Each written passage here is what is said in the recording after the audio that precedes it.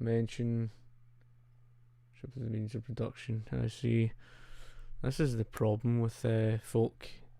I mean, I don't understand why you even bother mentioning that, because socialism anyway is defined by state ownership of the means of production. That basically is in the dictionary. So the argument really is the ludicrous nonsense that you consistently hear about, and it's about before Thatcher, and they talk about how, Thatcher closed this, that and the next thing, and that Thatcher's evil, and that it was all because of that led to the closure of these industries. The truth of the matter is, folk, in British economic history, these industries were long in decline since the 1870s, for a century-long period. So the industries were long going out the door. They were never going to sustain themselves. The reason being, and I've researched before in the past, is because the British economy was on a long transitional period, moving away from a manufacturing-driven based economy to a consumer-driven based economy. Decline of the industries was never the fault of Thatcher. To say that Margaret Thatcher, who became Prime Minister in 1979, in May of 1979, to say that Thatcher was the cause of the decline it's a downright lie. More pits were closed under Harold Wilson than any of Thatcher's governments. The industries themselves, take for example the coal industry, it was going in decline because of specific reasons. For example, one reason was cleaner alternative sources of power coming about by the 1970s. Of course, that would be when Britain would begin the drilling for oil. So it's only natural that, of course, demand for coal is going out the door. It's going in decline. The second reason would be the fact that domestic heating moved away from coal gas to North Sea oil and gas. So again, the demand for coal was going out the door. The third reason was heavy industry that depended upon coal was going into decline. So of course the demand for coal is going to go into decline. So it's obviously going to make massive losses. Now the most erroneous thing, and shows the hypocrisy of socialists and the true face of them, socialists complain about monopolies and that of higher costs, and they're always saying about shafting the consumer. But the moment it comes across to things like the coal industry, they contradict themselves. They show their sheer hypocrisy. How? Because they were complaining about the fact that one of the reasons it was going in decline is because there was cheaper foreign coal on the market. So what socialists were basically complaining about, and what they wanted to do, they wanted to force the domestic consumer to spend on the domestic coal.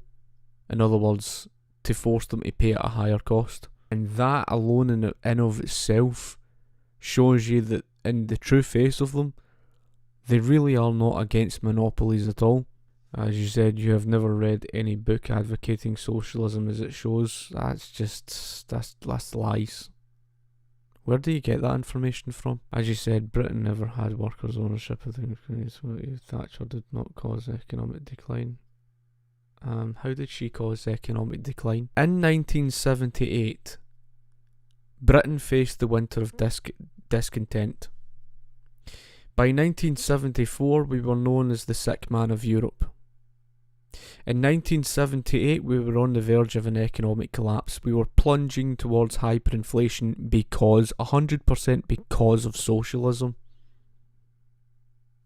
Yet, you're saying we went into decline in the 1980s. How can you be on the verge of an economic collapse and then go into decline and somehow avoid an economic collapse at the same time?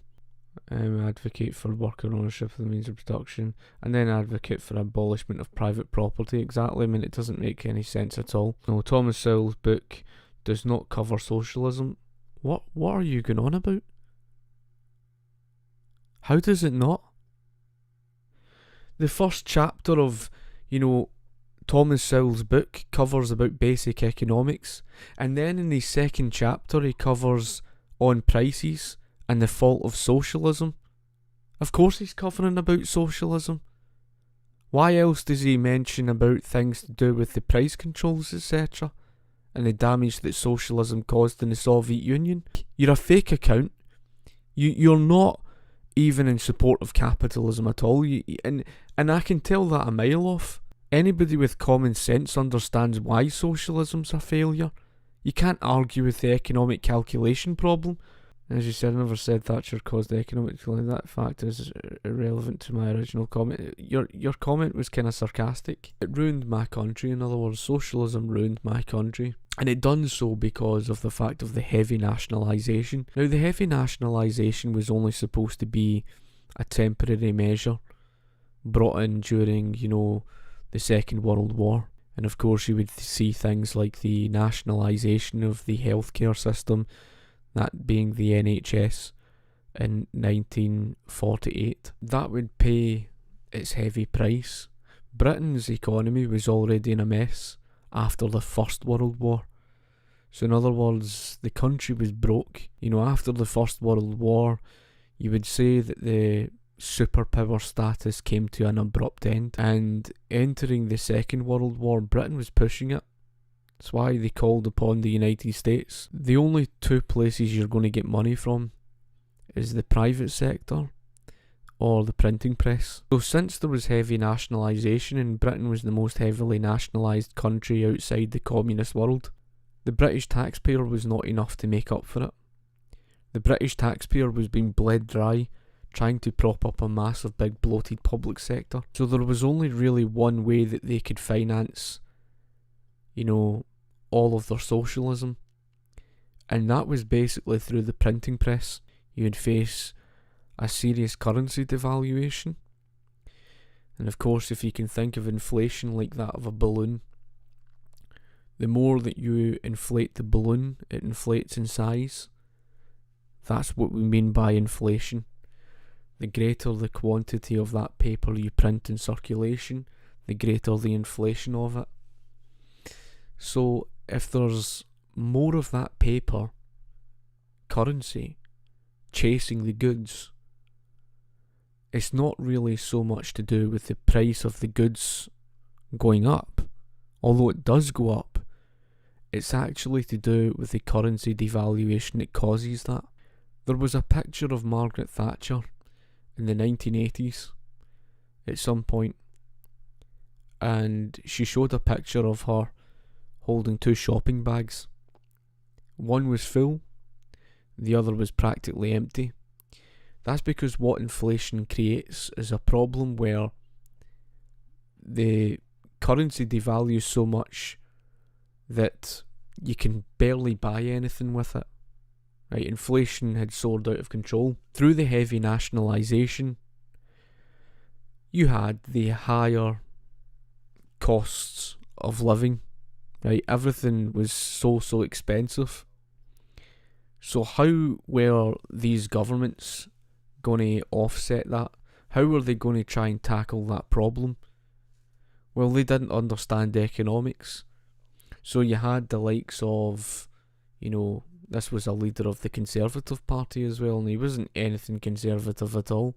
You wouldn't even call him anything capitalist. But, before Thatcher, in 1974, Ted Heath, as you would know, he was the Prime Minister between 1970 to 74.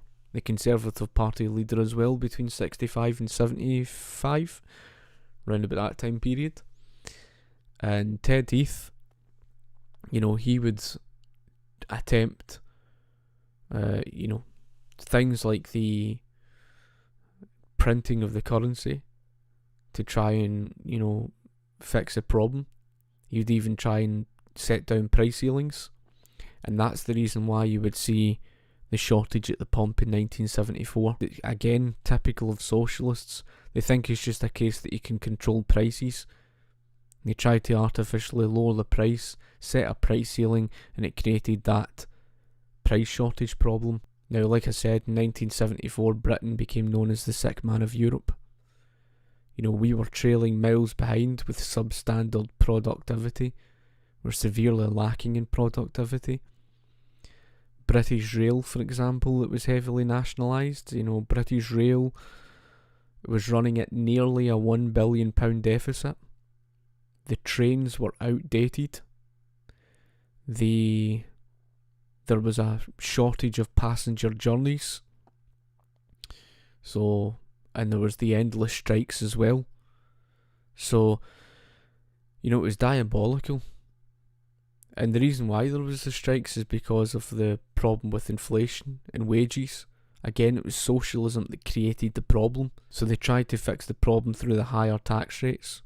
That doesn't work. You severely lack productivity, and because of the absence of market-driven prices, because of nationalisation, because what does nationalisation entail?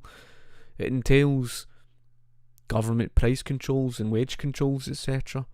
Right? That's the true face of nationalisation, because after all, who is it that taxes the people in the private sector to pay for it? It's the government. It's the only way nationalisation could exist. Another thing to note in that time period was the prolonged testing of democratic socialism.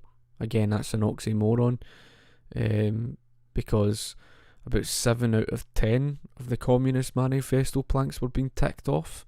Most of the private sector was gone. You know, and you've seen the heavy progressive income tax, you saw the nationalisation of transportation into the hands of the state, the exclusive monopoly of the central bank into the hands of the state with the nationalisation of the Bank of England in 1962. You would see the free education, which was already there, implemented. So of course we know it's not free education, but you understand the point.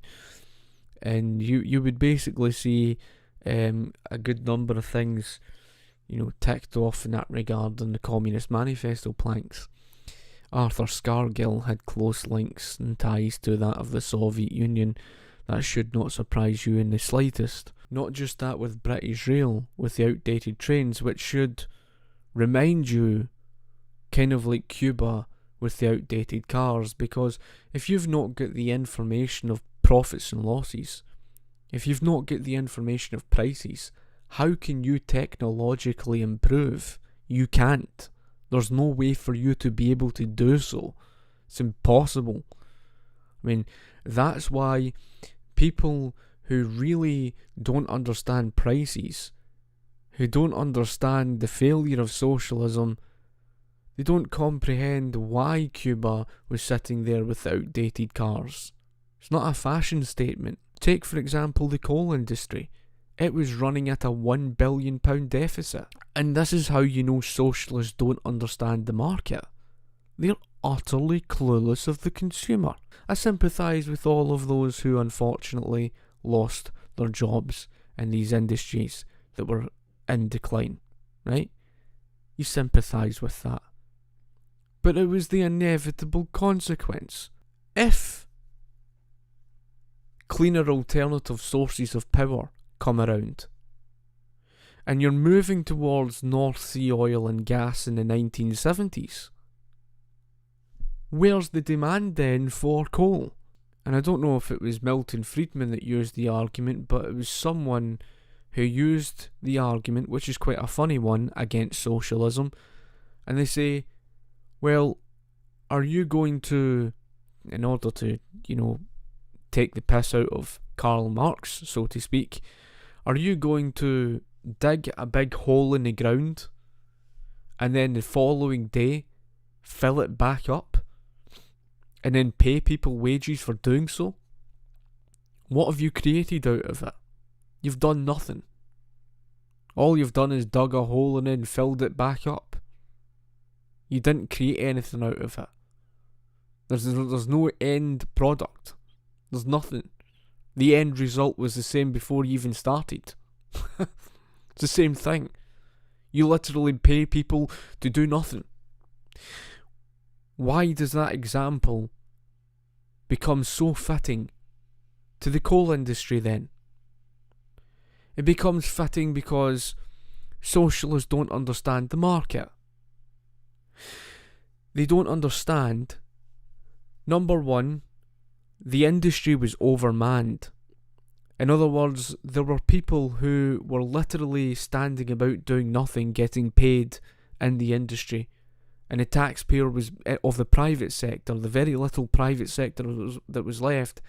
The private sector taxpayer was being bled dry to prop up people standing about, doing nothing, getting paid for that waste. Right? All in the name of full employment. Employment for doing what? For producing nothing? For standing about doing nothing? Socialists are they just don't understand basic economics. And if it wasn't the overmanned industry, like that of the coal industry, it was the serious problem where, take for example, the North Sea oil and gas came around as cleaner alternative sources of power. So, when domestic heating moved away from coal gas to North Sea oil and gas, what's the point of digging coal out of the ground then? Okay, it might be used for other things, but if you were to go through a time scale over 100 years, 100 years ago, coal was in greater demand because you required it for heating your home, right? And there was heavy industries that depended upon it, so obviously it was more profitable at that time, right? But this is what socialists don't get. They don't understand that domestic heating moved away from coal. So it's no longer in demand. What I'm saying is, what socialists don't get, they don't understand you can't stick a gun to people's heads and say, you must be in demand of this, or else. That's a bit like saying to someone, you must buy my products, or else. That isn't how a market operates. That isn't the real world. And the truth of the matter is, it was only natural that the coal industry was going out the door. That the demand was in decline. Because when domestic heating is moving away from coal gas to North Sea oil and gas, it means there was cheaper, cleaner alternative sources of power. So the people of society were better off for that. They were better off because they were getting cheaper alternative sources of power that was cleaner for their environment. And this is where the sheer contradiction and hypocrisy of the left shines ever so bright. How often have you heard these socialists piss and moan about Thatcher and the decline of those industries like the coal industry?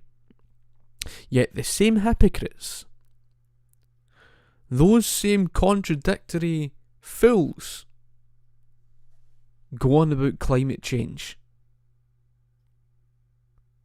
Coal was one of the dirtiest fuels there is. That tells you that the real agenda has nothing at all to do with climate change and anything to do with temperature. What do they care about that? They're just using it as a strategy for the sake of trying to usher in more socialism. That's it. That's the real true face behind their Green Deal. Especially in the United States. It's nothing to do with, looking after the environment. They showed that with their hypocrisy complaining about the decline of the coal industry.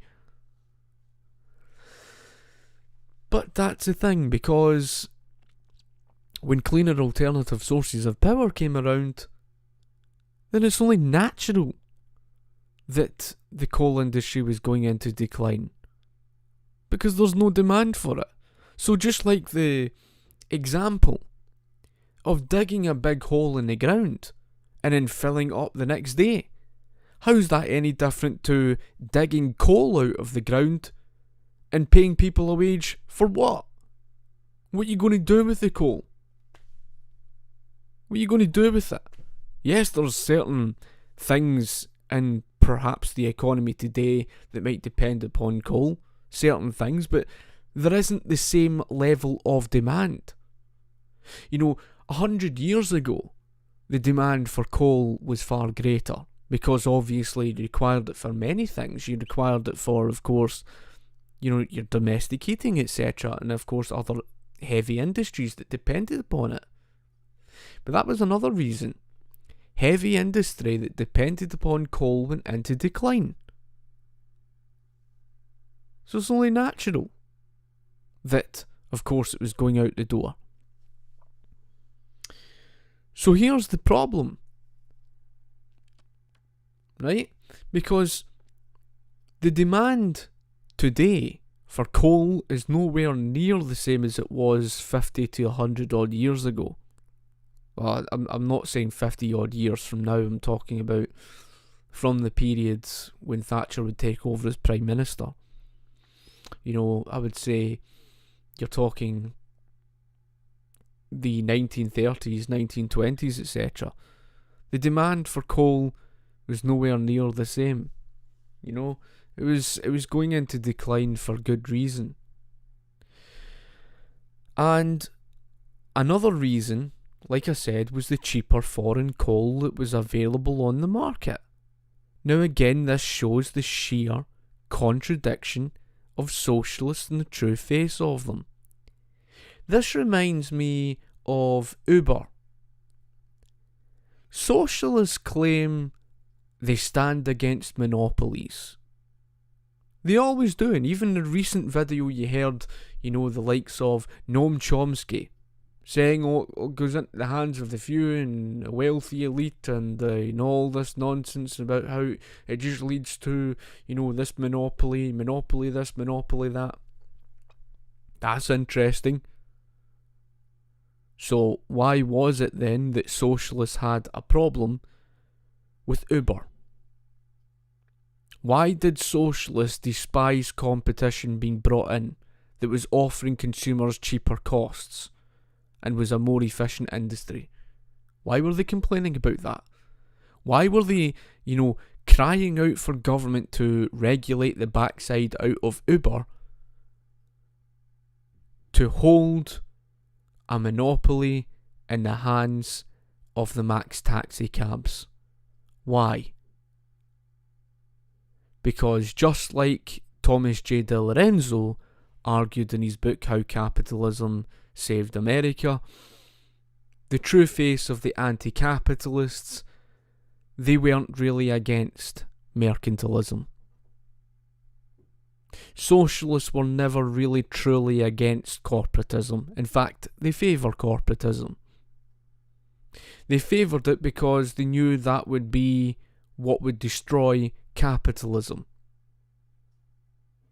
They claim they stand against corporatism.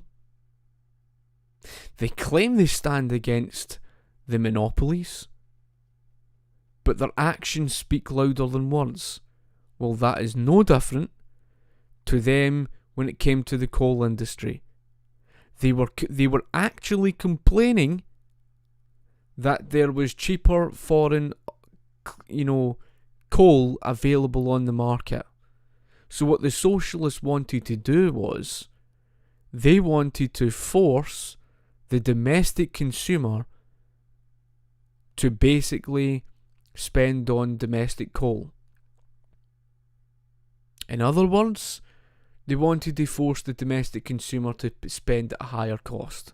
They wanted to basically create a monopoly over the domestic goods, to basically set down a protectionist tariff and force the domestic consumers into a monopolistic, environment, and force them to pay out higher costs for, coal that was going out the door.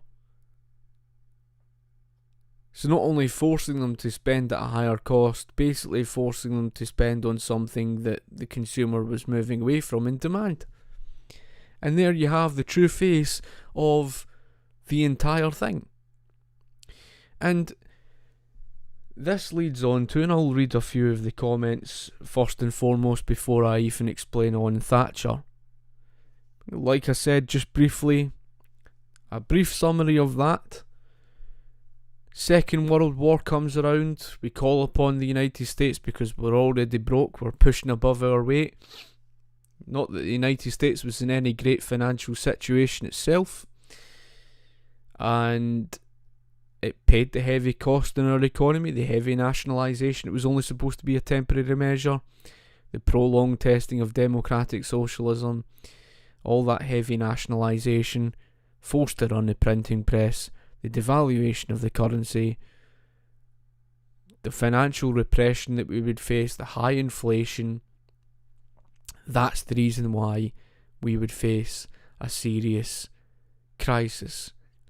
By the 1970s, we would face the winter of discontent in 1978. But before that, we became known as the sick man of Europe. And as I said, with Ted Heath, in the 1970s, 73, 74, you would see the high level of printing because they thought, the usual Keynesian left-wing economic illiterate nonsense. The Keynesian nonsense of thinking you can spend your way out of a problem. Borrow and spend your way out of a problem. How can you do that with heavy nationalisation? How can you do that anyway? But never mind, that. But heavy nationalisation and somehow printing and borrowing and spending more. All that did was create an even greater problem. And to try and make things better for the consumer, during high inflation, he would set down price ceilings that would result in a price shortage problem at the pump. Who does that remind you of? President Nixon. That's who it should remind you of. It's laughable to say the least. So that's the brief summary. And of course, by 1978, with all the blackouts, and there was even a food shortage, and you would remember pictures of rubbish lying everywhere. Now, I was born in 1984, so I was never alive at the time, but I certainly know from pictures and history of what I've read and understood that it was a very horrible period. I could only imagine what it would have actually have been like for people to live through, in that period. It was, especially when there was all those strikes, etc. It would have been a horrible period. It'd be very depressing. Even the council houses, one thing that was mentioned in the early 1980s was about how Thatcher brought in the right to buy scheme, which was the correct thing to do, right? Now a third, or what was it? I'm pretty sure more than a third of British housing was government owned. So it came of no surprise why she had to bring in the, of course, privatisation. Now, the whole thing is, right, if money can only rationally come from the private sector, then of course she's going to do that, right? The other thing to mention is the fact that if government owns the housing, where's the incentive to look after it? It's like that argument I made just in the previous video. And the argument was on Noam Chomsky. He doesn't acknowledge the fact that government doesn't need to work for your money. And Anon made a recent comment that was actually reasonable. He's spot on. Government doesn't have to work for your money, it just takes it. Right? You have to work for your money. So you are faced with a risk, because you're faced with the risk of making losses. And if you make losses, you will personally feel it because you had to work for it, right? So you've got a risk over what you do with your own money, so you tend to be more cautious over what you own, what you are responsible for. However, when you put it into the hands of government and you no longer have that responsibility, and you know that you're guaranteed funding from the taxpayer, because the taxpayer is forced to continuously prop up and pay for it all, you don't look after things the same because you've got no risk. You haven't got the incentive. It's a bit like the subsidies of the private companies of the 19th century, where they were guaranteed a certain given amount of money, like the North Pacific Railroad Company building its railroads. It was guaranteed a sum of money, a large sum of money, for every 1 mile of track that it would build. It had no interest in the neighbours around them. It had no interest in the quality of material, or, providing a service that would be shorter in terms of a shorter route. The only thing they were interested in was taking the longer route because they knew they would make more money out of it. That's it. They were guaranteed money for every 1 mile of track they would build, so they were obviously going to be inefficient. It's the same story. If you know that you don't have to, pay for things, put it this way. If you know that you're living in a council housing and, you're guaranteed because of government, and the taxpayer's forced to pay for all the losses and everything, and your incompetence, you're not going to look after it. You're not interested. Who cares? Right? Whereas when it comes down to private ownership, when it comes down to someone owning that property, the house, you're faced with the economic reality that your property can either appreciate in value or depreciate in value. In other words, you're faced with the economic reality that if you do not look after your property is going to depreciate in value. Therefore, you will end up being forced into a position of selling your house at a loss for what you bought it for. That's the reason why, when you look at private housing, it tends to look in better upkeep.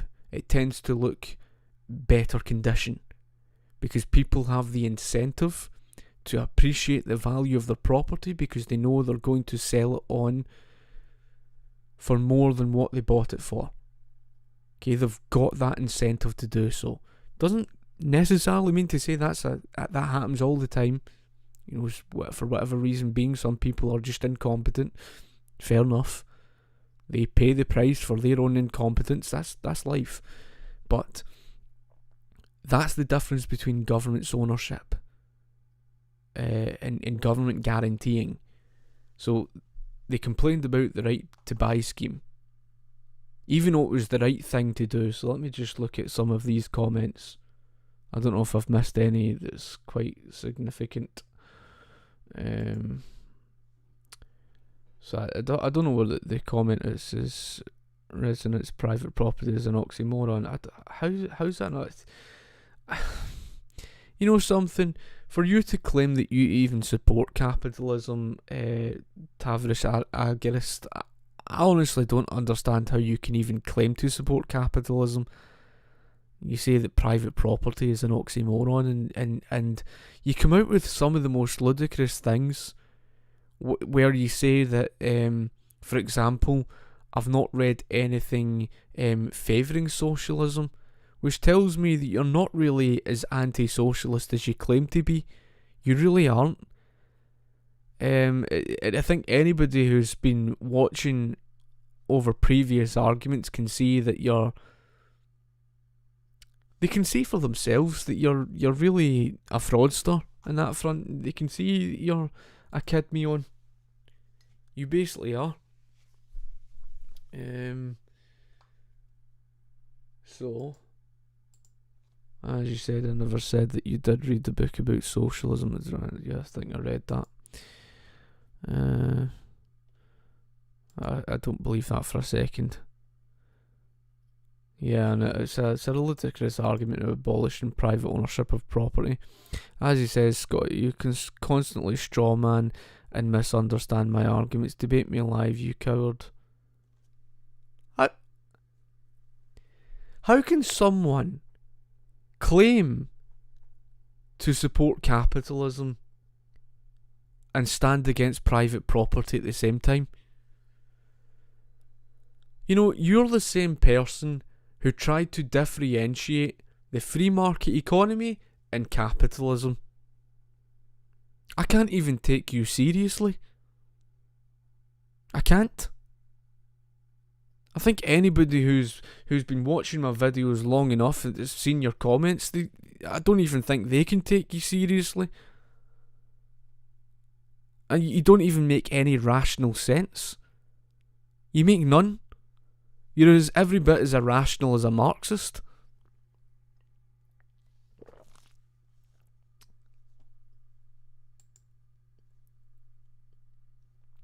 So yes, as you said, money, collective and or government ownership and production, as in most mixed economies, are aspects of socialism. Correct. Socialism, isn't just the case of, nationalisation with government ownership. It's also government direction of the economy as a whole. So this was something that even Kevin D. Williamson had mentioned, of course. What defines socialism is state direction of the economy. That includes, nominal private industry that's being directed by the state through strong government regulation and government subsidies. That is socialism. Of course, they won't like that. What socialists want to do, they just want to pretend to you that a strongly directed, subsidised private, company is somehow capitalism. They don't want to accept the fact that capitalism is the separation of the economy from government. But in Marxist theory, we do know that, of course, socialism is down the road of, the communism. As he says, so I suppose free markets just because I pointed out that your arguments are shit. How? I mean, Tavrish Agorist, you make no sense. You make no sense at all. The free market economy is capitalism. I'm not going down that road again. That is the definition of capitalism. That is. It's proven that in the dictionary. In several dictionary definitions of capitalism. It's the free market economy. If you oppose capitalism, you oppose the free market. And if you oppose capitalism, you oppose private individual ownership. And you support socialism. That's what it means to oppose capitalism. There's no way, and with someone as fake as yourself, Agorist, as someone as fake as yourself, right? Because you basically are fake. You come out and says to me, oh, I don't read any books that are, in favour of socialism, that argue in favour of socialism. So what? Have you got a problem with that? Sounds rather quite suspicious that you've got a problem with that. I don't believe for 1 second out of any of your arguments that you favour capitalism at all. You want to know what I personally believe? I personally believe that what you've done, you know that I'm a threat to all you socialists on YouTube. You know that. You know I've got strong knowledge, right? Now, I'm mostly a modest person. I mostly am. But see, when it comes to people like you, I can become very arrogant. And now I will be arrogant. I've got strong knowledge in what I speak of. You know that I'm a threat because I've got the knowledge to speak of what I do, to take apart your socialism. So what you've done, you've made a fake profile, came onto my channel, and then tried to confuse people, confuse my viewers, because it's the only way that you can try and, twist things, to try and twist things with capitalism, etc. That's what you've done. I can see right through you. It's painfully obvious to see what you're doing. You're a fraudster. And it's not going to work, because I'm calling you out for what you're doing. I can see right through you. So, it's laughable to say the least. Socialism has such a vague definition, it really depends on who is arguing. I know Chomsky always says that worker ownership, but it's always more than just that. Well, here's the thing, Resonance FX. The truth of the matter is that socialists and how they try to define socialism is purely around the basis of theory, right? Now, I've said time and time and time again, no one in their right mind can place theory above practice. No one can, right? All the theoretical nonsense that the likes of Proudhon had written, the nonsense that all these so-called libertarian socialists had written, even the garbage that the likes of Noam Chomsky spoke, is meaningless in the face of practice. Take, for example, this. A question. How do you get rid of private individual ownership without dictatorship? The answer? You can't. Second question. Once the dictator has taken away the private sector, hypothetically speaking, how's the state just going to wither away? They can't even give you a straight answer to that question. Ever noticed that? Here's the third question. Let's imagine then that the state just does wither away. Who's going to stop people like me and you and thousands of other people like yourself from going and doing your own thing if there's no government? Again, they'll never give you an answer to that question. You see, that's the problem. When it comes to socialists, it's all Proudhon said this, but Marx said that, and Friedrich Engels said this, and Friedrich Engels said that, but Marx said this, and Marx said that, and Proudhon said this and said that. Who cares what they said? This is meaningless. Absolutely meaningless.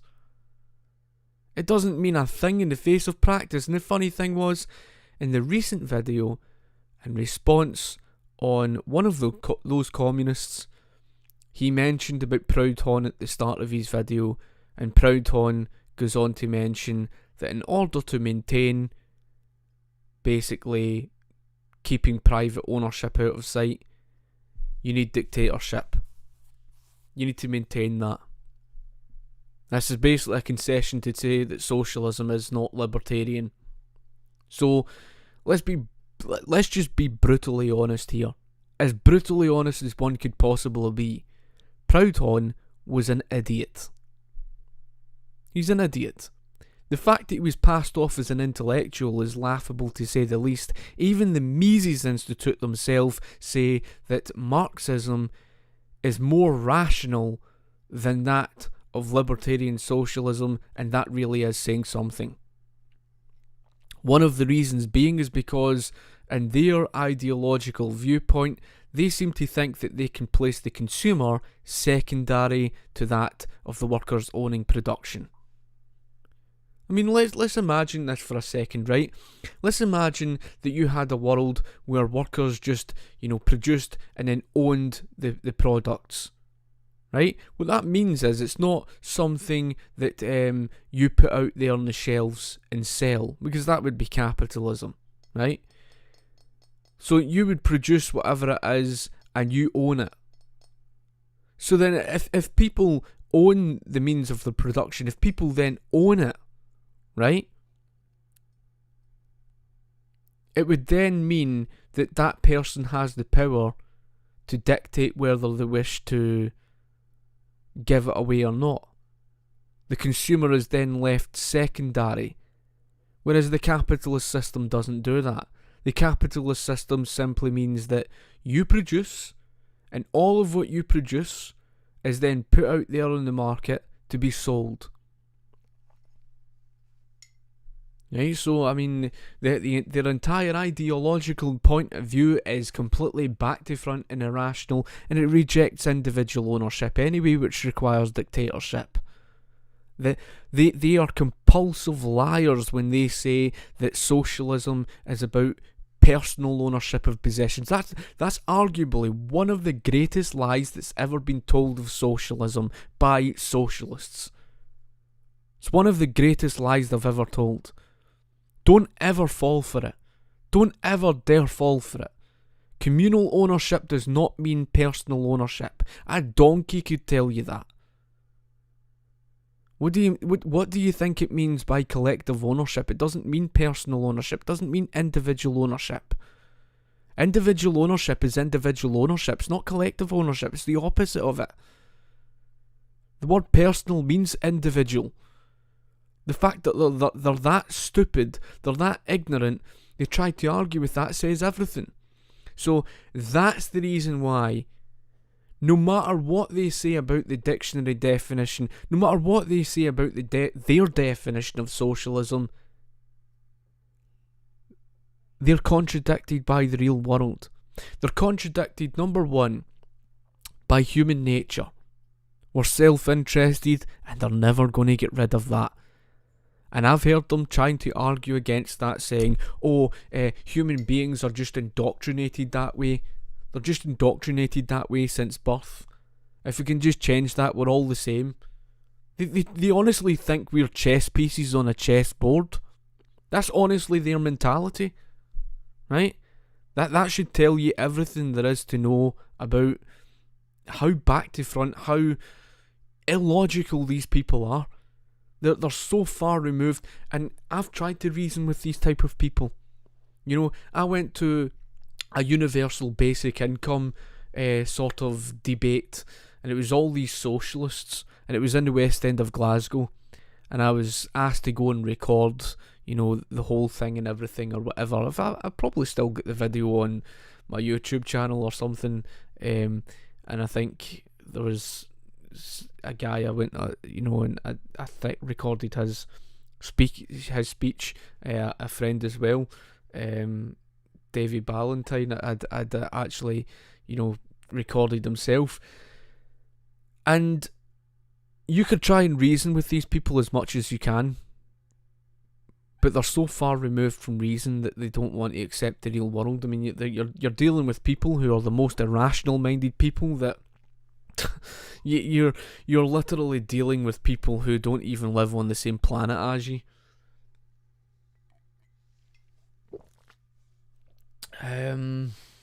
What other comments have we got? And then I'll go on to the thing about Thatcher. Did I cover that one? Yes, I did. I think I covered these comments, didn't I? I'm just checking. 2 seconds, folk. So yeah, I mean, in terms of the definition, it's just one of those things. Pavlov, are there any books you can recommend in the history of British socialism? I'm not entirely sure on British socialism, but in terms of, a good start on some British economic history is on, Margaret Thatcher, the Downing Street years, which can be quite an interesting book, although it's quite a thick book in that regard. She does touch upon some quite interesting things that you might take interest to. Obviously, I'll get that later. So yeah, I mean, there's certain things that, in terms of British economic history, I learned for specific things from material online, for example, just bits and pieces. So, I mean, see if there's any books in that. I'm more than happy to read myself. It tends to, and it's quite sad. This is a sad thing. It tends to be because the United States was where the real test of individualism would take place, and they were the country where you would see a lot of, how do you put it, with things like their constitution and everything. Then they were the country of where you would find a lot of the better economic historical examples and stuff. And that's kind of why I kind of looked into American history more on that front. But the Mises Institute do cover some really interesting history, and something that I advise you to do is look at, for example, there's 4 audio pieces on the Industrial Revolution. Robert Lefevre I don't think he's alive today, is he?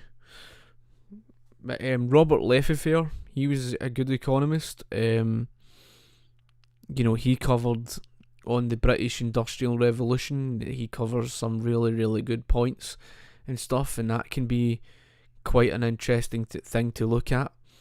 Because then you get to understand, and it's just like what Tom Woods mentioned himself. He says that it's often people's view of a political given period of history that often shapes and influences their political viewpoints today. So that explains to you the reason why so many people, sadly, in Britain today, oppose capitalism. They seem to think it's just a case of just striking the right balance between capitalism and socialism, because they think that they're doing the right thing. They don't understand that they're basically protecting corporatism, and they're blaming capitalism. They're saying that if they deregulate or something, they're saying that if they were left be to the market, then all hell would break loose and all these monopolies would, prop out of nowhere. And they believe in all the common myths of the Industrial Revolution, such as, the wider gap between the rich and poor, the child exploitation, the myth about, a collapse of living standards in the first Industrial Revolution, which simply wasn't true, or, countless other myths. And that's the problem. It's because of the Industrial Revolution period of history and their wrong perception of that period of history, that's led them to believe that they must protect themselves in this system today, and they've got the wrong end of the stick. And who's been responsible for that? The government and the state education system and the mainstream media. And the funny thing is, it's the same story in the United States of America. I've always had a great admiration for American people. I love the American people. I've always, admired their own, pride and their own tenacity and whatever. And you look at Britain in America's history, and there's similarities in many regards, and they go through the same stuff, the exact same mentality that they're faced with today, where people look at the Industrial Revolution and use up the same myths. Although America's history has been bastardized by, unfortunately, the slavery and the slave ownership, and to do with the American Civil War, and that was quite a harsh thing, because there was the issue that they try to correlate the slavery with, of course, capitalism. You get where I'm coming from. So American history is quite complex, and these socialists kind of use that against them and stuff like that. But that's kind of the whole point. It's like whether it's the United States or Great Britain, you'll find that period in history is most important. And I think the Mises Institute do a fantastic job. Someone who I could even post and share the video. Who knows, I could even upload the video to my channel. I might even start doing that with some videos or whatever. But one of which was Ralph Raico's argument on the Industrial Revolution. And of course he covers about the British Industrial Revolution, he covers those things, etc. And I think it's useful for people to check out. I think it's like an hour long. And that's kind of the reason why I try to keep my videos within like 20 minutes or something.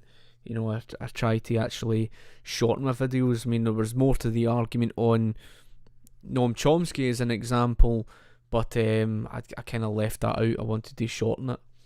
I wanted to get in as much as I could. So yeah. Neville, as you say, the fundamental problem within Wilson years extending into Thatcher's years were the left-wing trade unions. Oh, they were really damaging. As you said, they would visit Wilson for beer and sandwiches to make their demands. Yeah, I mean, they were acting as communists. That's basically what they were, in fact. But they were basically dictatorial over the workplace. And through all the heavy regulation, industry was being absolutely killed. And this brings me on to the argument on Thatcher in the early 1980s. And they would blame her for the high unemployment rate. Folk, the recession began in 1978 in the winter of discontent. Right? It began then. Now, what a recession means is the economy grinds to a halt. So your productivity levels dramatically decrease. That's the natural state of what happens when your economy grinds to a halt. So you get a severe lack of productivity. So what happens in the laws of supply and demand? The cost of goods and services soar out of control. So what do consumers do in reaction to that? They spend less. Right? They're saving more. Because that's what you're supposed to do during a recession. Right? You're supposed to save more during a recession. Right? But what do Keynesians try to do? Keynesians try to, encourage more, government borrowing and spending. They try to tamper with the markets and they end up creating a greater problem. So, in other words, they try to encourage, higher consumer spending during a period when there's very little savings. You understand? They might fix something for a temporary period, but later down the line, I think you could see that with, of course, the 2008 financial crisis. It's typical of Keynesianism. Anyway, the unemployment, Thatcher was blamed for it. The reality was it was just the natural state of what would happen as a result of the recession. Severe lack of productivity. Consumers are spending less, so of course businesses are going to have to downsize. But what did the Trade Union Congress do? The Trade Union Congress basically imposed not only the higher tax rates on these industries, it would tax them half to death. They would force the industry owners to pay out higher taxes, to pay out higher wages, shall I say, to the remaining lower skilled workers. The key word remaining. So in other words, many people were made redundant. The remaining workers that were left, they were forcing industry to basically pay out higher wages. Now the industry couldn't afford it. They were already being taxed half to death. They were already forced to downsize as a result of the recession that socialism created, that caused. and yet the Trade Union Congress was basically forcing them to pay out higher, wages. Basically, another way of tax, just basically killing industry half to death, killing the industry owners half to death.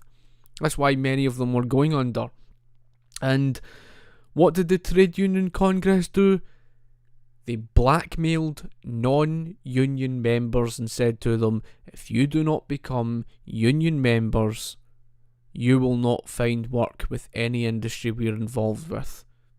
But isn't it a surprise that as soon as Thatcher's third term as Prime Minister comes around, she kicks them right in the teeth?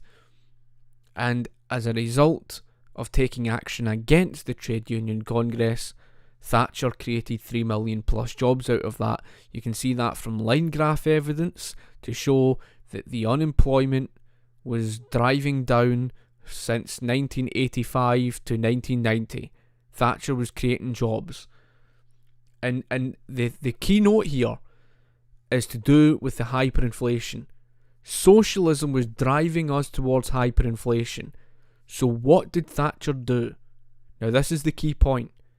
What did Thatcher do to save us from hyperinflation? She sold off the British oil industry. That's what she did. And she had no choice. There was no choice, she had to. So this is the point, because if Thatcher never sold off the oil industry, she would have got the blame for hyperinflation, even though it wasn't her fault. Economic illiterates who don't know anything about British economic history, who don't know anything about economics, they would just blame Thatcher. Oh, it was all Thatcher's fault because she's the Prime Minister. Nothing to do with Thatcher. It was socialism. Because after all, the heavy nationalisation and running the printing press was inevitably going to lead to that problem. So, it's just like Zimbabwe with the, printing of the fiat currency, or of course Chile in the early 1970s with printing the fiat currency. When they had heavy nationalisation, barely a private sector left, they were forced to run the printing press to try and bail themselves out of the inflationary problem. It's the same story. History repeats itself, and it happened more recently with Venezuela. Well, that's exactly what was happening with Britain. So what did Thatcher do? She sold off the British oil industry. And there it was. She got the blame for that. Thatcher got the blame for selling off the British oil industry. They don't understand that had she not sold off the oil industry, we were hitting hyperinflation. We were going to be like Venezuela. That's the truth. We were honestly going to be like Venezuela had she not sold off the oil industry. So she couldn't win. There was no way that Thatcher could win. Thatcher was up against a population of people who just don't understand economics. That's the truth. I don't say that to be derogatory. I don't say that to be nasty. I don't say it to be, I don't say it in any sort of bad manner. I say it because it's a sad truth. Most people in society you can identify do not understand economics because they're supporting the mixed economy. Most people don't. Take, for example, people who, and again, I don't say this in any sort of nasty sort of manner. It's not a case of being nasty. I'm trying to help people. Most people, sadly out there, support the NHS. But it's not really their fault. They've been kept in the dark. They've been kept in the dark about, alternatives. They've never really been told any alternative. They've never really been taught any alternative. Their assumption that free market healthcare is what America's main healthcare system is today. And it's not. And I can't blame them. Because a lot of the time you hear these politicians and others saying that we're somehow living under some free market today, and we're not. We're not. And it's because a lot of people just don't have the time to go and do research and stuff like that. It's not a case that, I'm just somehow more intellectual than the rest of them. That just isn't the case. It's just a reality that some people just don't have the time. They're busy working, they're busy doing whatever it is. They just tend to be very busy with their life, and government takes advantage of that. The education system certainly takes advantage of it. It's indoctrinating, their kids. It's just bloody ridiculous, to say the least.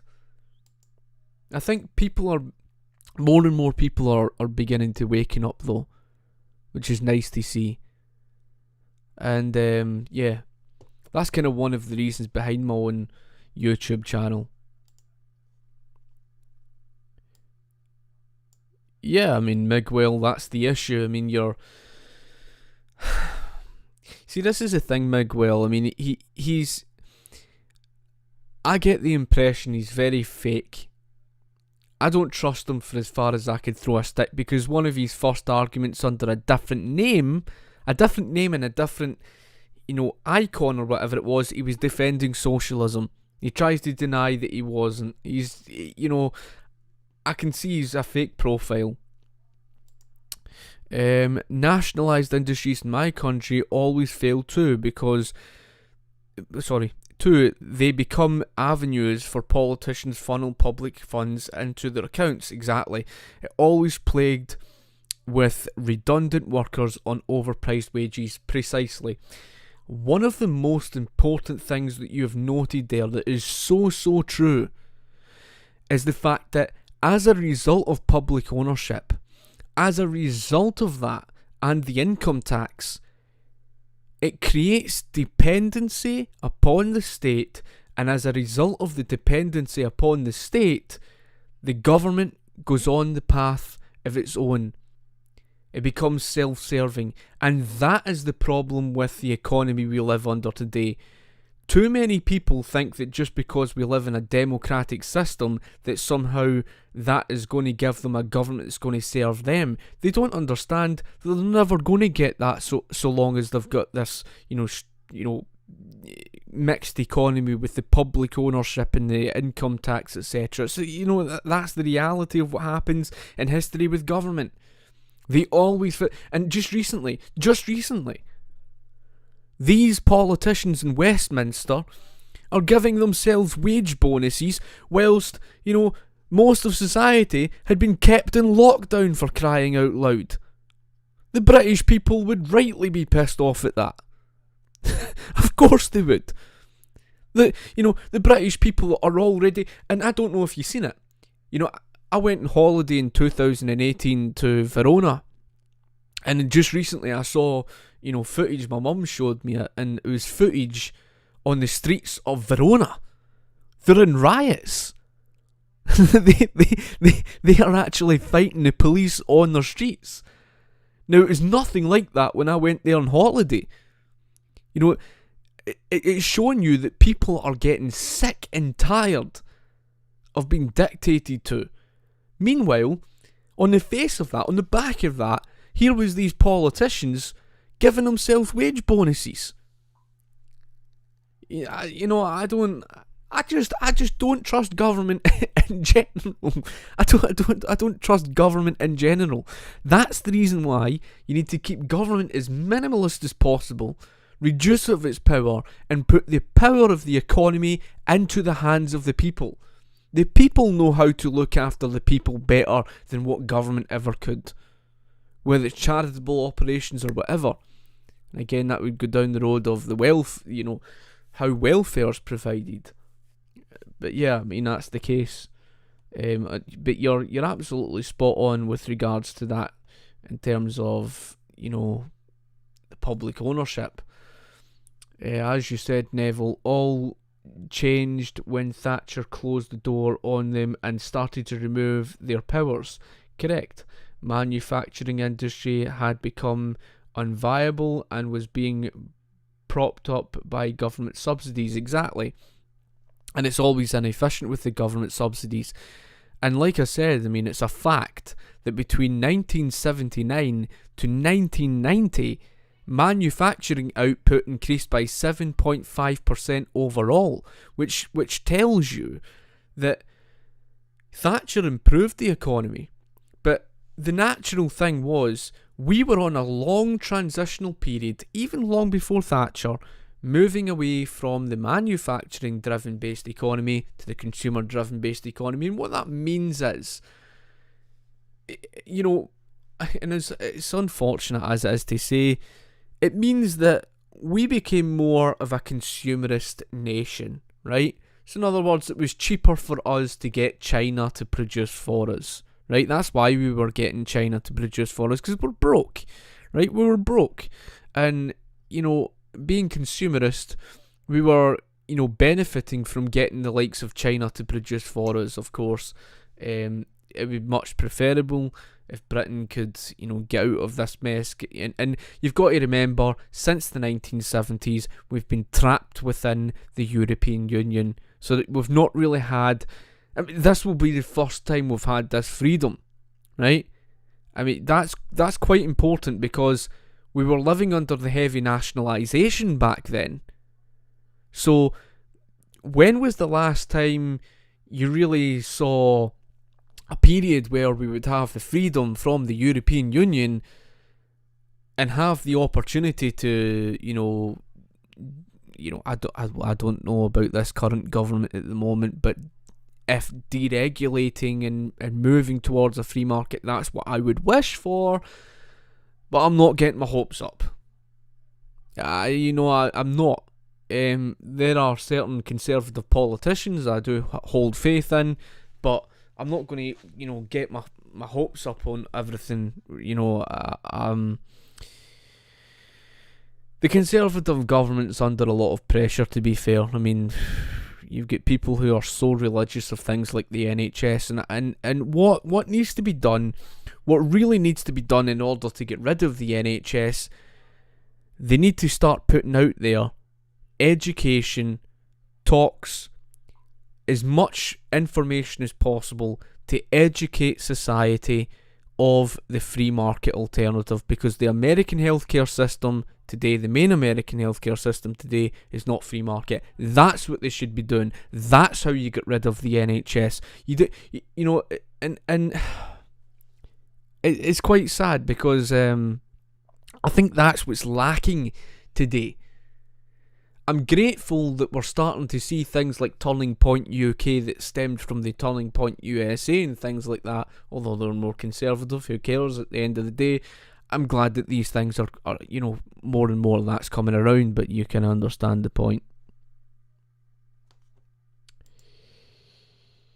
I don't know if I missed any. Just checking. Yep, I covered that. Unions saw the government as being a cash cow for their mates.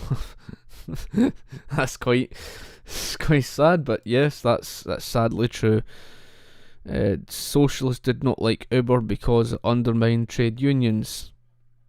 Well, there you go. It's just like Thomas J. DiLorenzo had mentioned himself. I'm pretty sure it was in his chapter on anti-capitalism or something. I remember reading it. It was a wee while ago since I read it, but of course he did mention that, of course, these socialists in the 19th century, they actually favoured the mercantilism.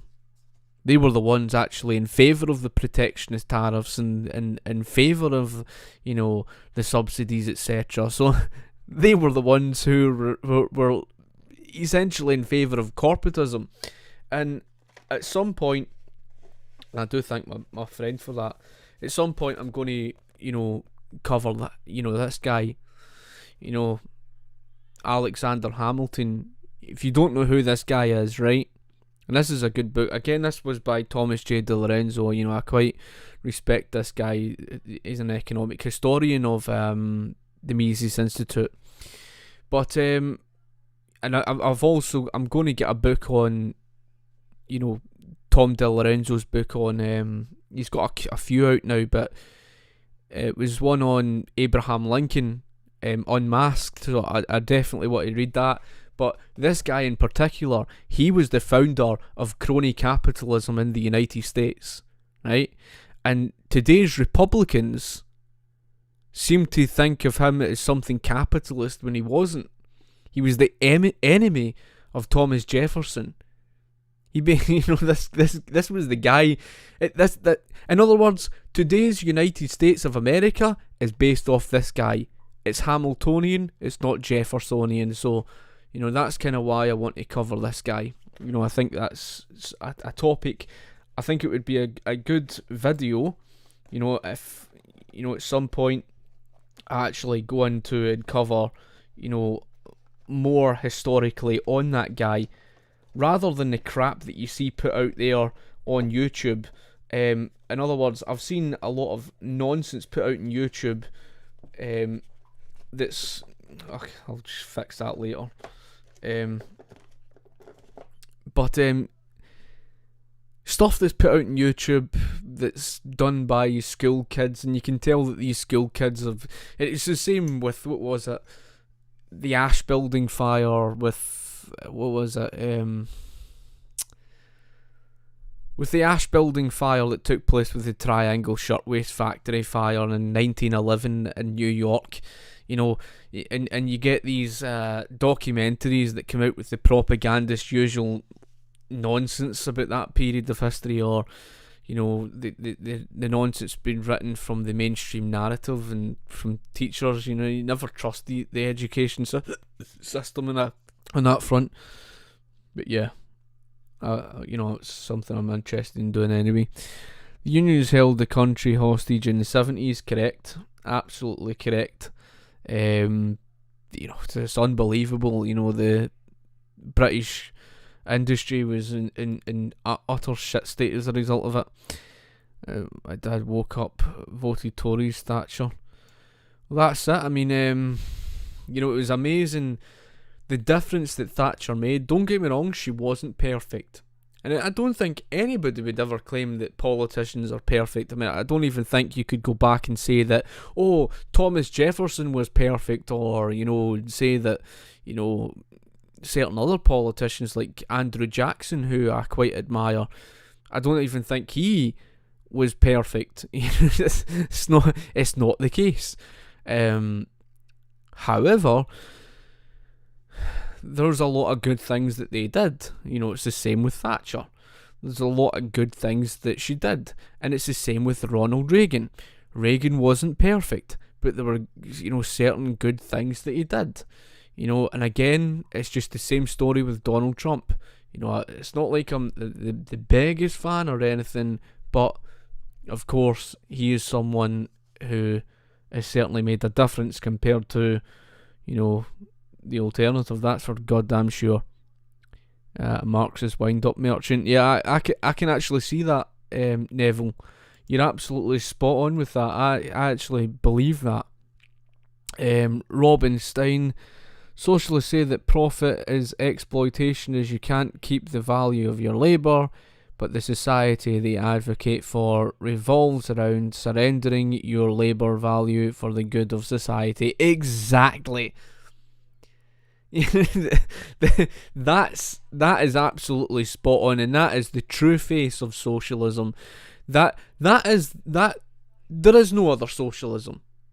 There is no other socialism. I mean, how can you get rid of private individual ownership without dictatorship? It's unrealistic, right? And even the theoretical nonsense to say, we'll have this classless and moneyless and stateless society, this utter nonsense. They require a central governing body to hold people in the main, place. And if you're going to plan an economy for such a large country with trillions of different products, they've got no other option. And it's in the other, I've got it on my Kindle as well, it's in Christian Yimyat's book, and he mentions that they require something like the Soviet Union with the 5-year plan. They require it. There's no option, because they have to plan for a large-scale economy, and they cannot have individual communes going and doing different things. It goes against the very egalitarian utopia that they try to achieve. And they don't understand that, when individuals going doing their own thing, it results to that whole thing of, inequality and stuff. It's against their entire belief system. And, everything about it. You're absolutely spot on. And that's the issue with regards to socialism. It's the complete rejection of the individual. And if they try to argue otherwise, they're not even arguing on socialism. You're absolutely spot on, Robin. Couldn't agree more. Minarchist Ball is LOL. Socialists say that value and price are different, but then point to monetary input and output tables as means of proving the labour theory of value. Yeah, I've seen these arguments several times before now, and I quite enjoyed even watching the debate. It was one on the labour theory of value, and it's just, they really are a laughingstock. They just don't understand even Marx's labour theory of value. They don't.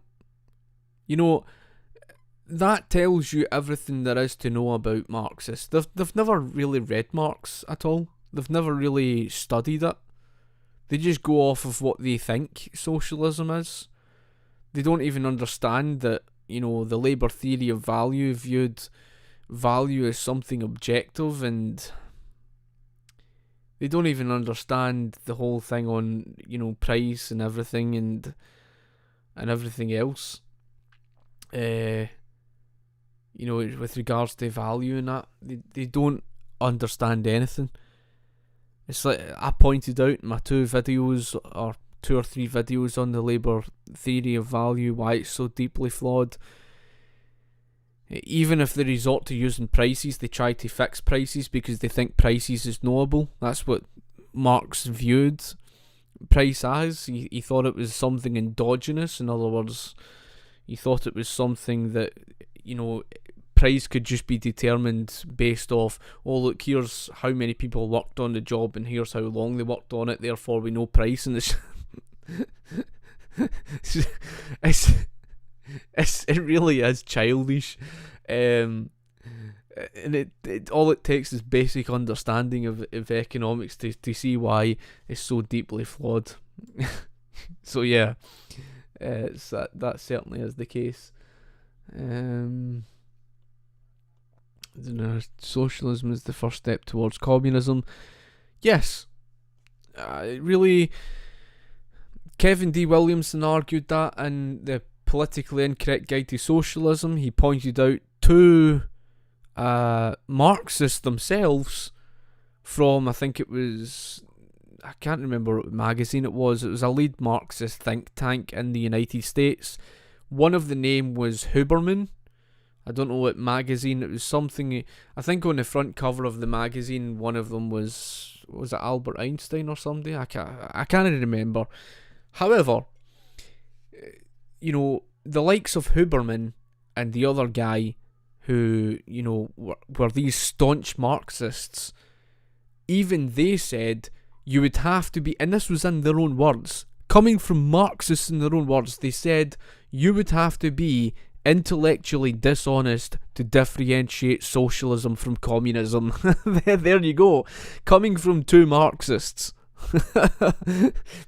And it's why, what was his name? Vladimir Lenin. He came out and said the goal of socialism is communism. Well, what did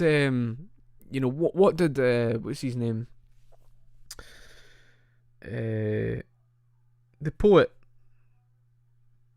founder of the Fabian Society, founder of the Fabian Society, George Bernard Shaw. George Bernard Shaw came out and said, socialism is the same as communism, only better English. Well, what exactly was he meaning by that?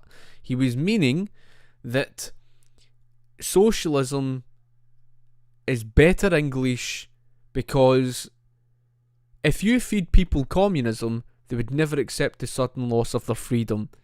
If you feed them socialism through gradualism, they'll slowly accept it, because where the Fabian society got their influence from was, Fabius Maximus, the Roman emperor, where he would slowly wear down his enemies through political correctness, where it was the same story with that of, the whole thing to do with the Fabian society. That's where they would take the influence from. It's why you see the symbol of the wolf in sheep's clothing.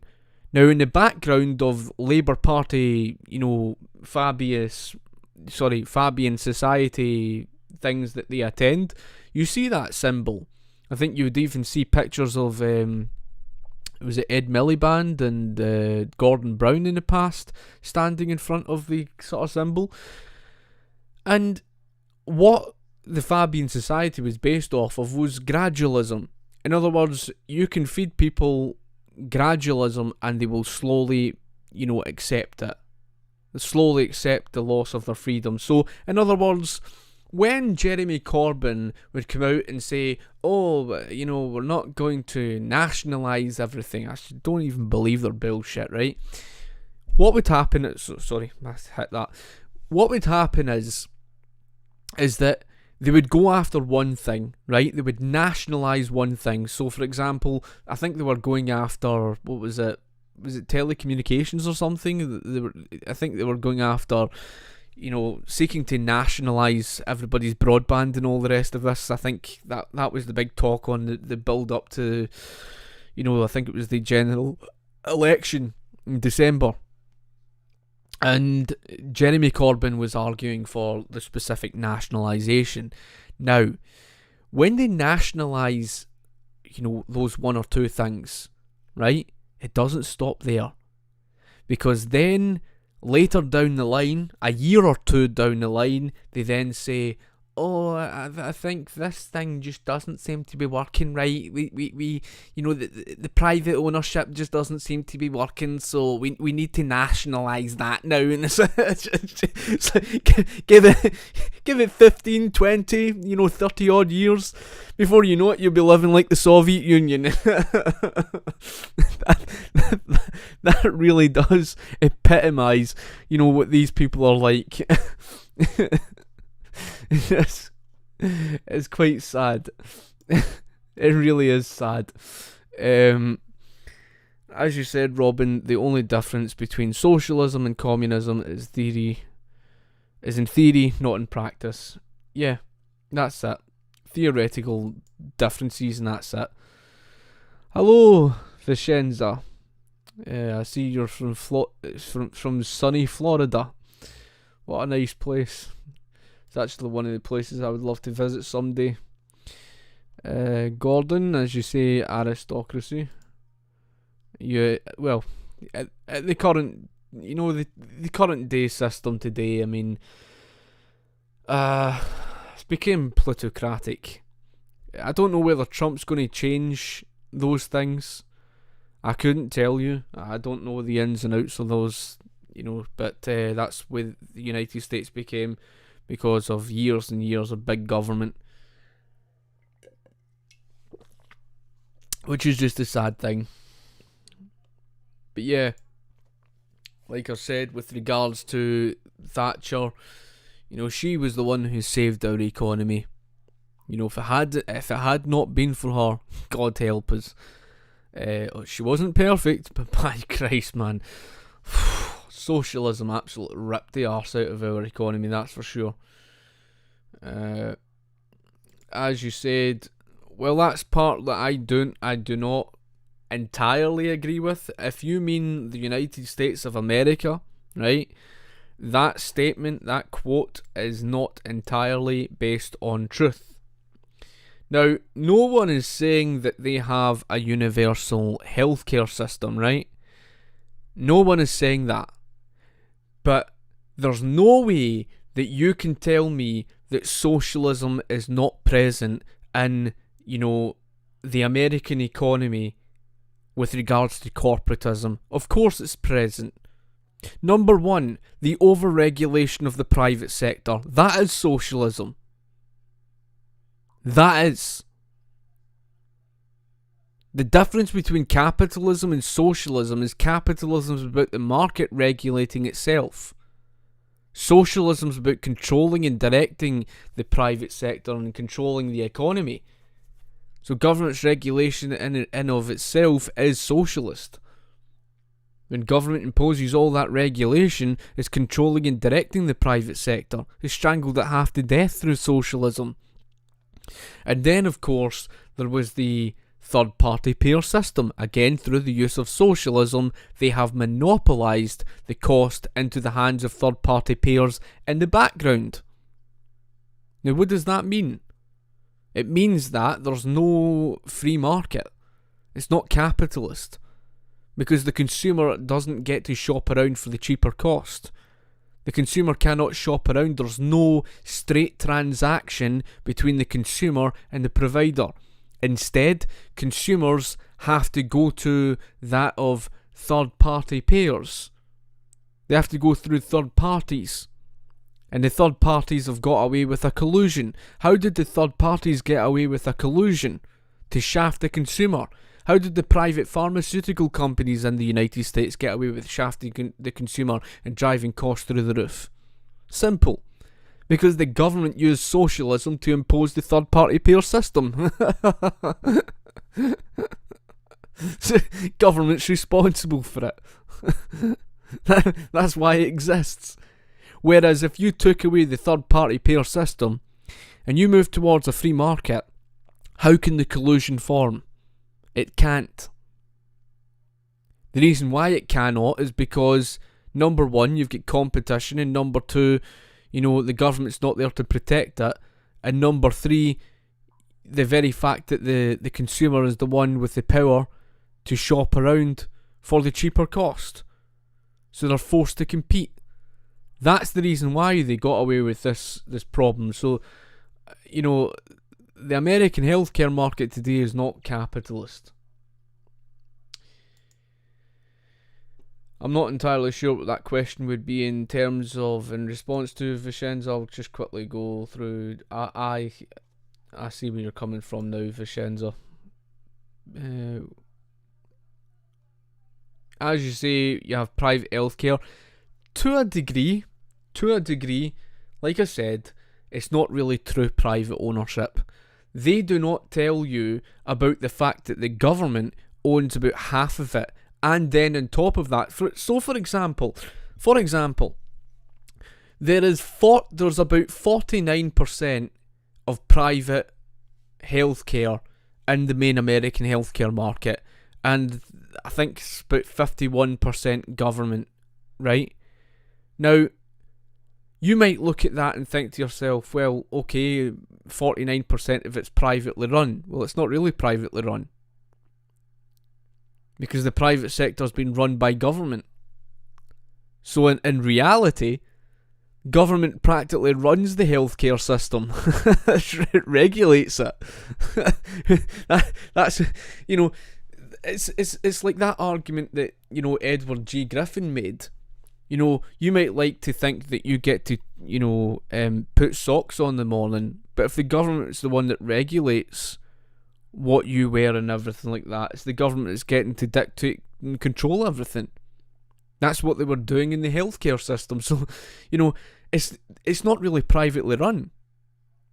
You see, a private sector that's strongly regulated by government, the real owner is the government. Because think about it this way, right? Think about it like this. If the government strongly controls your private business, boss. Well, if the government's the one dictating and controlling how much you can produce, what you can produce, who you can employ, how many people you can employ, the height you can work at, the machinery your workers can use, the hours that your workers work, etc., etc., etc., the wages they get paid. See, if you go through all of that, who's the real boss of the company? Again, socialists don't like to admit this. It's the government. That's the real owner. Plus the fact, if your private business is being taxed by more than 50%, where you're paying high tax rates as a business, government's earning more in your business than you are. So the reality is that it's this illusion of private ownership. You see what I'm saying? And that's been the problem for years. You know, government's regulation gives the state that power. You know, and it's not as black and white as saying, oh, here's private ownership and there's nationalisation. You see, Hitler understood in Nazi Germany. The Nazis understood you didn't need a piece of paper to say you own something outright. You didn't need nationalisation. All you needed to do was to control it. Because if you control it outright, it's yours. He basically, you know, had the mentality of, let the private company owners think that they own their private company. We control it. We dictate everything. And see if private companies did not abide by what government said, they were to be punished. So the real owner was the private company owner. Now, the likes of Social Democrat 01, who I've argued with many times before, he's so religiously dishonest on all of this stuff. He tries to make it sound as if, you know, this type of private sector controlled by government is the same thing as capitalism, and it's not. It's not even remotely free. And that's the issue. How don't they have socialist health? Could they have an aristocracy? How do you have an aristocracy? Well, that's kind of confusing. But have you heard of EMTALA or occupational licensing? The US is socialist. Yeah, I mean, there's a lot of interference, shall I say, in the United States, and it's even all this insurance stuff. The free market would simplify all of that, you know. It's another thing. Specifically, taxes spent on companies. Why would taxes ever be paid to the private entrepreneurships? And this is corruption. And I think half of America want to live in a socialist country. Yeah, I think there's a lot of, unfortunately, a lot of, you know, people in the United States who, these socialists, they're away with the fairies. I mean, they really don't understand. You know, and that's the thing. Britain's already went through the experiment. Merely state they have no control as a coping mechanism, but if they control the alternative coping mechanisms, they tell it against responsibility. Quite interesting. There is corruption in every country. Yeah, I mean, you're never going to get rid of corruption 100%. That just isn't realistic. If you asked Americans, do you want to live in a socialism? Most would say no. I would hope that's true. But they unknowingly advocate for socialist politics. That's true. That's true. There are a lot of people who don't understand socialism to a full extent, and that's a very, very good point that you've raised on that, Robin, because the harsh truth is, you've got a lot of people in society, and it's the same in Britain, where a lot of people really just do not understand socialism. I've even got people who think that somehow the NHS is anti-socialist or something, or you know, they don't understand socialism to a fuller extent and the damage that it causes. Take, for example, the minimum wage control, you know, all these things. But it's very true in what you state there, because that it resonates even here in Britain. So that's very true. Yeah, I mean, I would, you know, in the United States,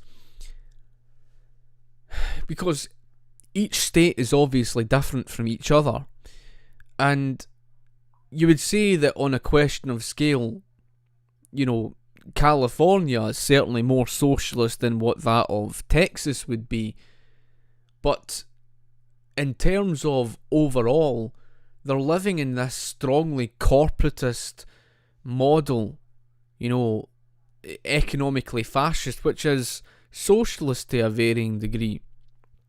Okay, it's not full-blown socialism, but there's certainly more than enough, and it's the socialism that has destroyed the American economy in many regards. That's certainly true. Did I cover that one? Yeah, I did. They hate responsibility. They don't love capitalism. That's quite unfortunate. You know, it's sadly one of those things today, and it's China is more free market than America. See, I'm not entirely sure at the moment with regards to China. Politically, they certainly aren't. You know, that's a different story. But economically, it's hard to say because they are corporatists still. You know, but I think that, you know, if the US was to dramatically, and I'm talking about dramatically deregulate and you know, again, I'm not getting my hopes up over that, but I would like to see Trump really deregulate. You know, then there would be a different story in that, you know. But I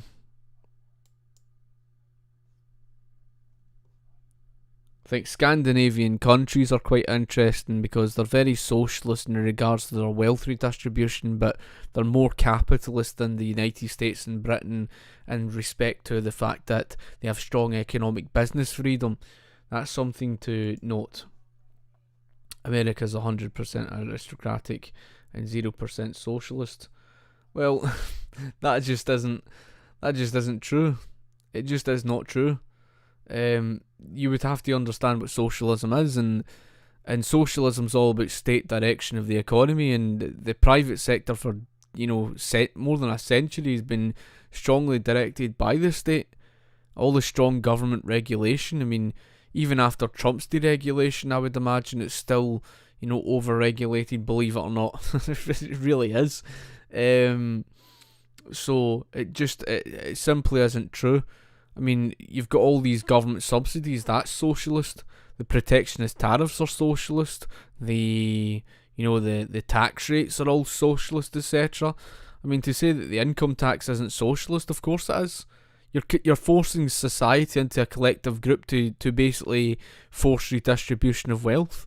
What's that got to do with capitalism? Capitalism's about the individual having 100% ownership over their own finances. That means the individual has 100% responsibility over what they wish to do with their own money. So income taxation is socialist. So that's why that simply is not true. It's a mixed economy. I mean, socialism has its presence. So that's the true face of it. Well, I don't know too much about China in that regard. Well, again, it's like I said. I mean, it simply isn't the case. Well, have a good day at least. But like I said, I mean, it certainly isn't the case of what you claimed.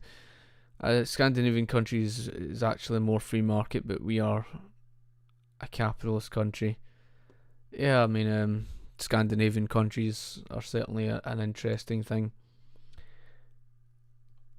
Yep, I agree with that comment.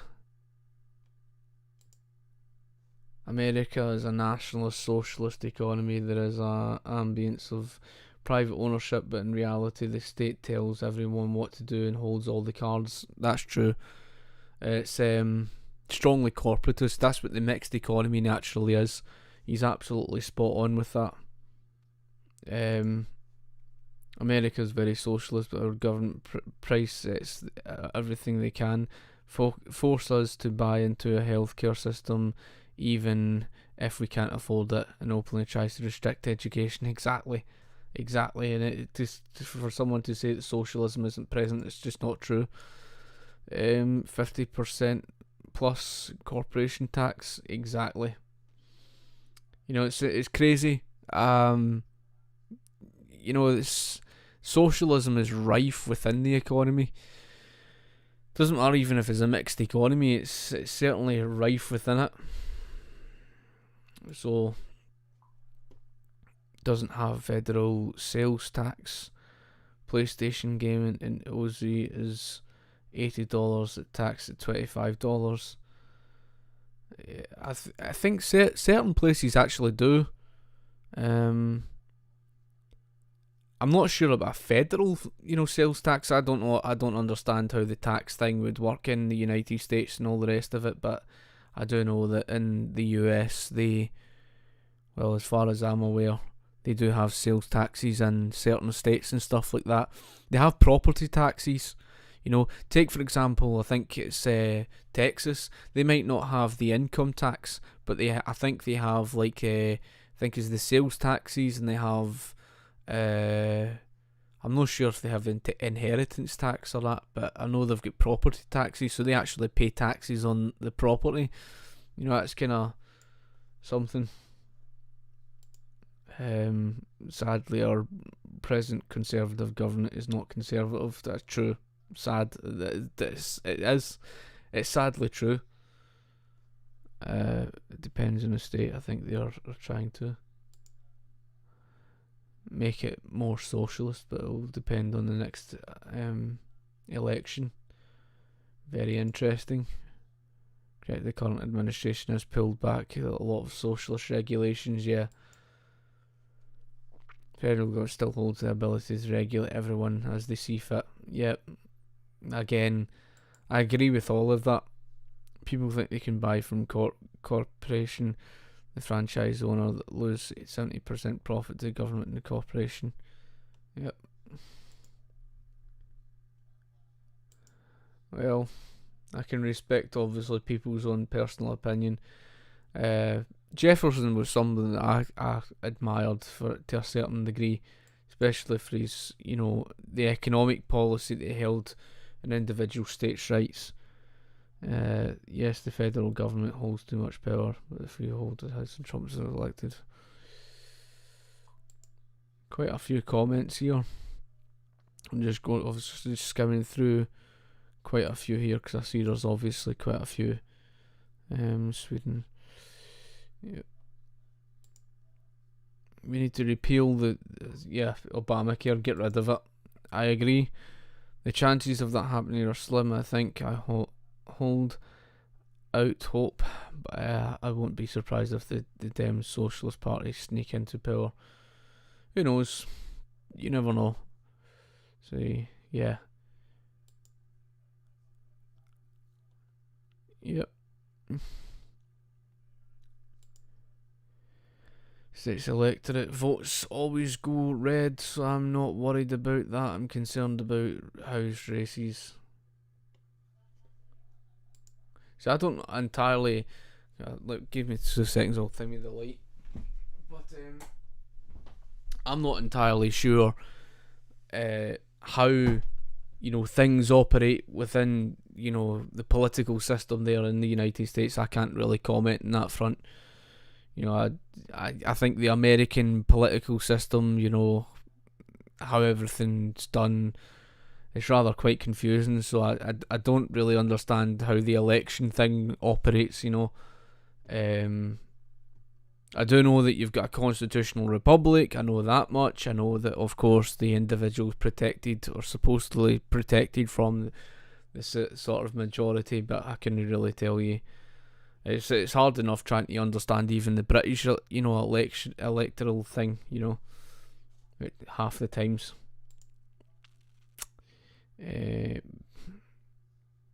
Pelosi out. she really is a nutcase. She is. I know that much.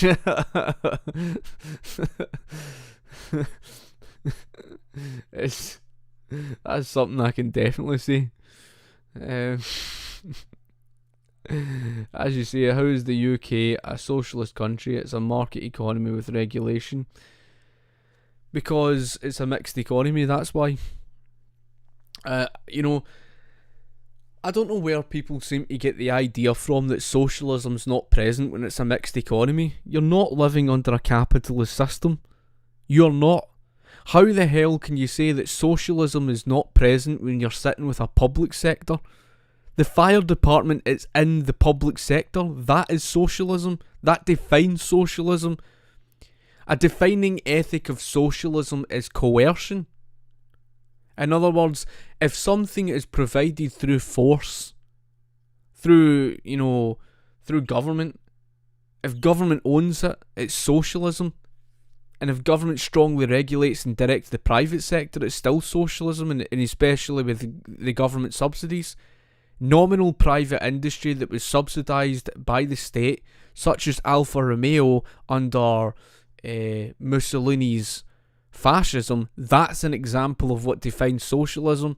That's how we know for a fact most people don't even understand the definition of socialism. They don't. Most people don't even understand socialism. They think it's just as simple as saying, oh look, here's socialism, the Soviet Union, and that's it. It's not as simple as that. Socialism has to have its presence in the mixed economy. If you were living under 100% capitalism, you'd be living under anarcho-capitalism. You're sitting here with a private sector that continuously gets bailed out. It's all the socialist subsidies. How the hell do you think the banks get bailed out? Through socialism. You've got an income tax, that's socialism. Society's forced into a collective group, it's socialism. Society's forced collectively to pay for others, it's socialism.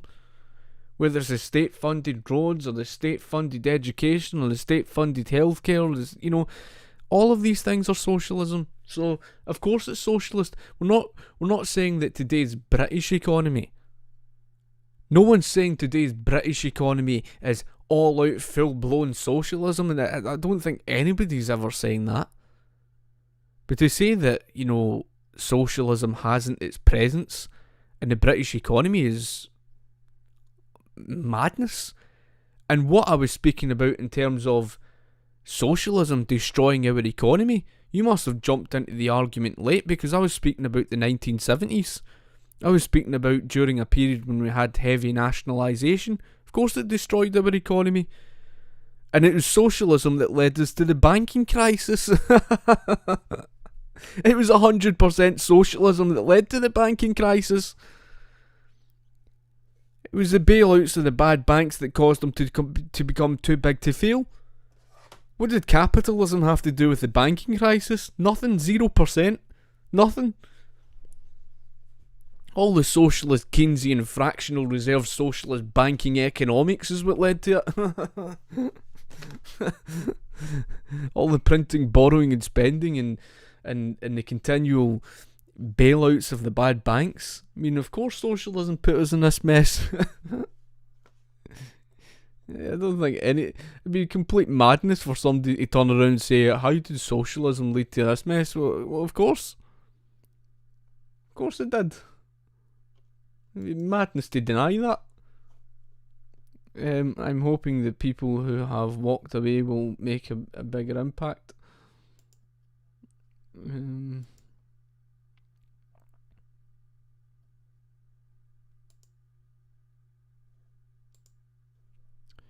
As you say, some industries should nationalised, otherwise it will fall under corporate monopoly like healthcare, infrastructure and social security. Oh my god, man. Let me explain to you the problem with that argument, Adam, okay? Here's the problem with that argument. Nationalisation is a government-run monopoly. That's the first problem with your argument, right? Nationalisation is a government-run monopoly. If government nationalises healthcare, and if it's nationalised, if it's in the hands of government, who's in competition with the government? Nobody. It's a monopoly. It's 100% monopoly. That's what the NHS is. That's what all public ownership is. It's a government-run monopoly, right? Now, there's no such thing as publicly run services that are efficient. It's faced with the economic calculation problem. What is all public ownership faced with? The economic calculation problem. Price fixing, wage fixing. It's exactly why you see the shortage problems and surplus waste problems in the NHS. Right, so why on earth would we want to, go full-blown nationalisation with the healthcare system? The reason why private initiatives were brought in the first place was because the NHS was an abysmal failure. Yes, it's still a problem today. That's because it's quasi-socialist today. But it's never worked. So why would we want to do that?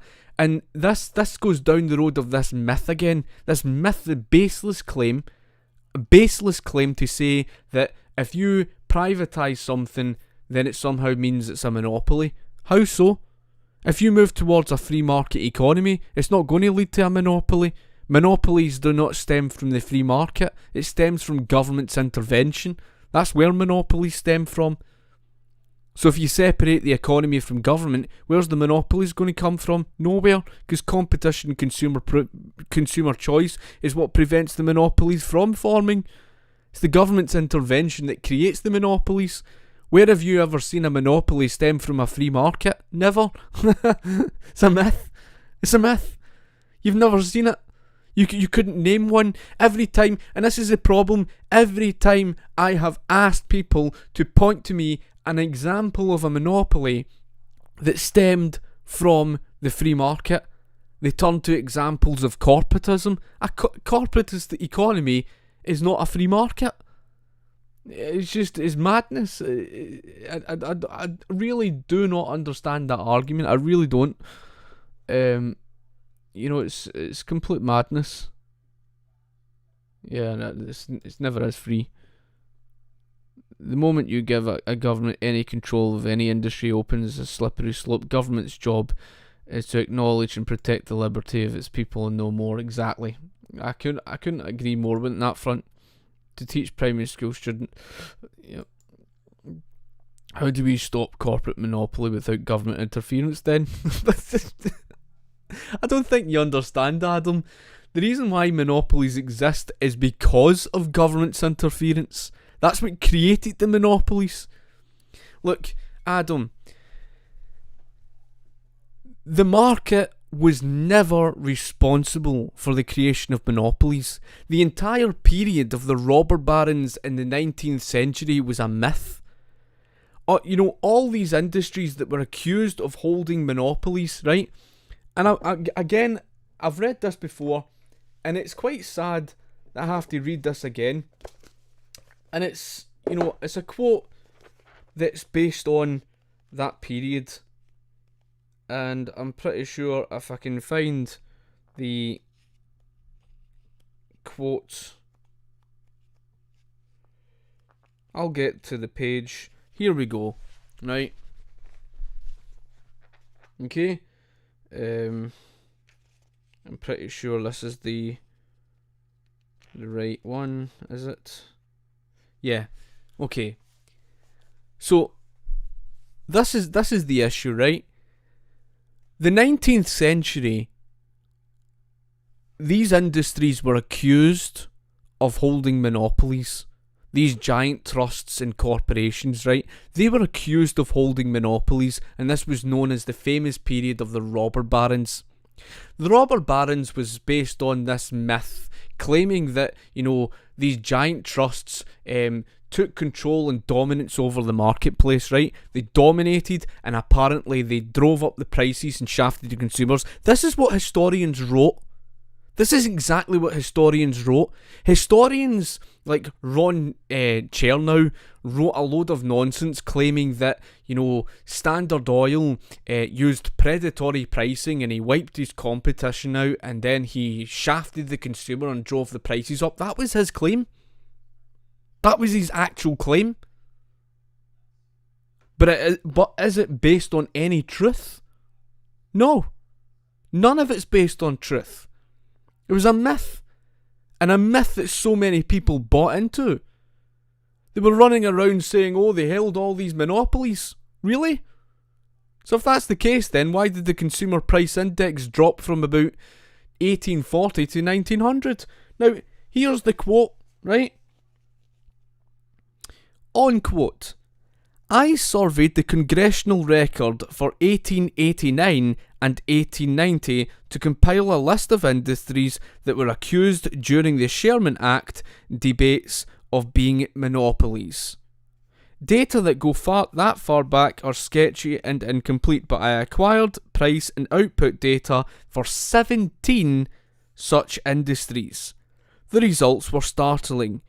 While real inflation-adjusted gross national product increased by approximately 24% from 1880 to 1890, those industries that were allegedly restricting output actually increased production in that period by 175% on average.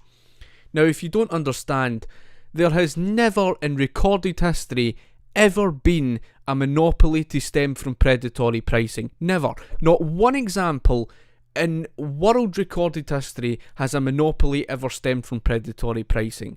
The example of bromine under Herbert Dow's company is a prime example for why predatory pricing is a silly idea. It doesn't work. Have you ever played World of Warcraft? Just something random. Have you ever played World of Warcraft? Have you ever never mind World of Warcraft, have you ever been on eBay? Do you ever watch what people do on eBay, on auction sites? Do you pay attention to what people do on auction sites? What do people do on auction sites? What do people typically do? Because I used to have a friend who used to do it all the time. Probably still does. What do people do on auction sites? They buy up goods cheaper and they sell it off at a more expensive price, don't they? And they make a profit out of it. They say, "Oh, good, here's something that some fool has actually sold at. Look at this fool who's sold this off at a cheaper price. I'm going to buy that up and I'm going to sell it off at a higher price." That's what they do, don't they? It's the same thing on World of Warcraft. I used to do it all the time on the auction. I used to go to the wee auction place and fucking just shaft people and say, "Oh, here's something. I'll fucking bump the price up, buy it in the auction, and then fucking sell it off the higher price and get more gold for it." Right? That's what people would do on auctions, right? Why is that important to understand? Because that's exactly what Herbert Dow did to the German cartel who tried the predatory pricing. The German cartel says, "We're going to teach him a lesson. We're going to teach Herbert Dow a lesson." So the German cartel started to, reduce the prices of bromine in the United States to try and undercut the competition of Herbert Dow, to try and put him out of business. It didn't work. So what did Herbert Dow do? Herbert Dow sent agents, secret agents, to go and buy up his cheaper priced bromine. And all Herbert Dow was doing was selling it off at the higher price. That's why predatory pricing doesn't work. It's a silly idea. It's mythical. Any socialist who says that, they use predatory pricing to shaft the consumer, it's nonsense. That was never the reason why, John Davis and Rockefeller became dominant. He became dominant because he was just so intelligent. He was so efficient. However, he never held a monopoly. Not even at 90%. 90%'s not a monopoly. A monopoly is when a company or industry owns 100% of the share of the market and they drive the prices up to shaft the consumer. Did that happen? No. What was it? Let me ask this question. What was John Davis and Rockefeller's business reliant upon? Ask yourself that question. What was it reliant upon? It was reliant upon selling kerosene for people to light their homes. So, who was one of John Davis and Rockefeller's main competitors in the 1870s? The producer and seller of the electric light bulb. Now, common sense would tell you he would never be able to hold his prices higher in the face of competition like that. Never. You honestly think kerosene could rival that of the electric light bulb? If that was the case, why is every household today lit by the electric light bulb? Exactly. It's not because government came in to save the day, it's because competition done so. But the point being is the fact that The productive output increased 175% between 1880 to 1890 of 17 such industries that were accused of holding monopolies. Do you know what that means? It means that the consumer price index was falling. That's not a monopoly. Monopolies do not stem from a free market. Monopolies stem because government sets down barriers to entry into the marketplace. In other words, what government's regulation does, government's regulation destroys competition, restricts productive output, and drives costs up and creates the monopolies. So whenever someone thinks government's the protection of, business and protection of the consumer, they're having a laugh. The antitrust law legislation proved that the real rationale behind it was nothing to do with the consumer. I can even point that out to you. And further on, as it goes on to mention, I read to that very point, and I'll read on just as it says, and we'll get around to the real rationale. Okay? It says, for example, steel production rose 258%, zinc 156%, coal 153%, steel rails 142%, petroleum 79%, and sugar 75%. In other words, in the decade preceding passage of the Sherman Act, those industries targeted as monopolies grew at 7 times the rate of the economy as a whole, which is to say they weren't monopolies at all. But it says, in the same period, prices charged by the trusts also fell faster than the general price level did. The consumer price index fell by 7% from 1880 to 1890. But on average, the trust prices fell more dramatically. Steel rail prices fell 53%, refined sugar by 22% cheaper. The price of lead declined 12%. The price of zinc was reduced by 20%, and the price of bituminous coal remained steady. Now here is where you get to the bottom line, because what was the Sherman Antitrust Law Act? What was it? The Sherman Antitrust Law Act was legislation brought in by government to break up supposed monopolies. I say supposed because they weren't even monopolies. Right? They weren't. And it was never the real rationale behind government's regulation. They led you to believe that was the reason for why they, jumped in to act as the Superman, the superhero. Oh, we're government. We're here to save your day, to save you, the consumer. Really? If they were saving you, why is your prices higher today? If they jumped in to save you, why is your economy today rife with monopolies and oligopolies and cartels?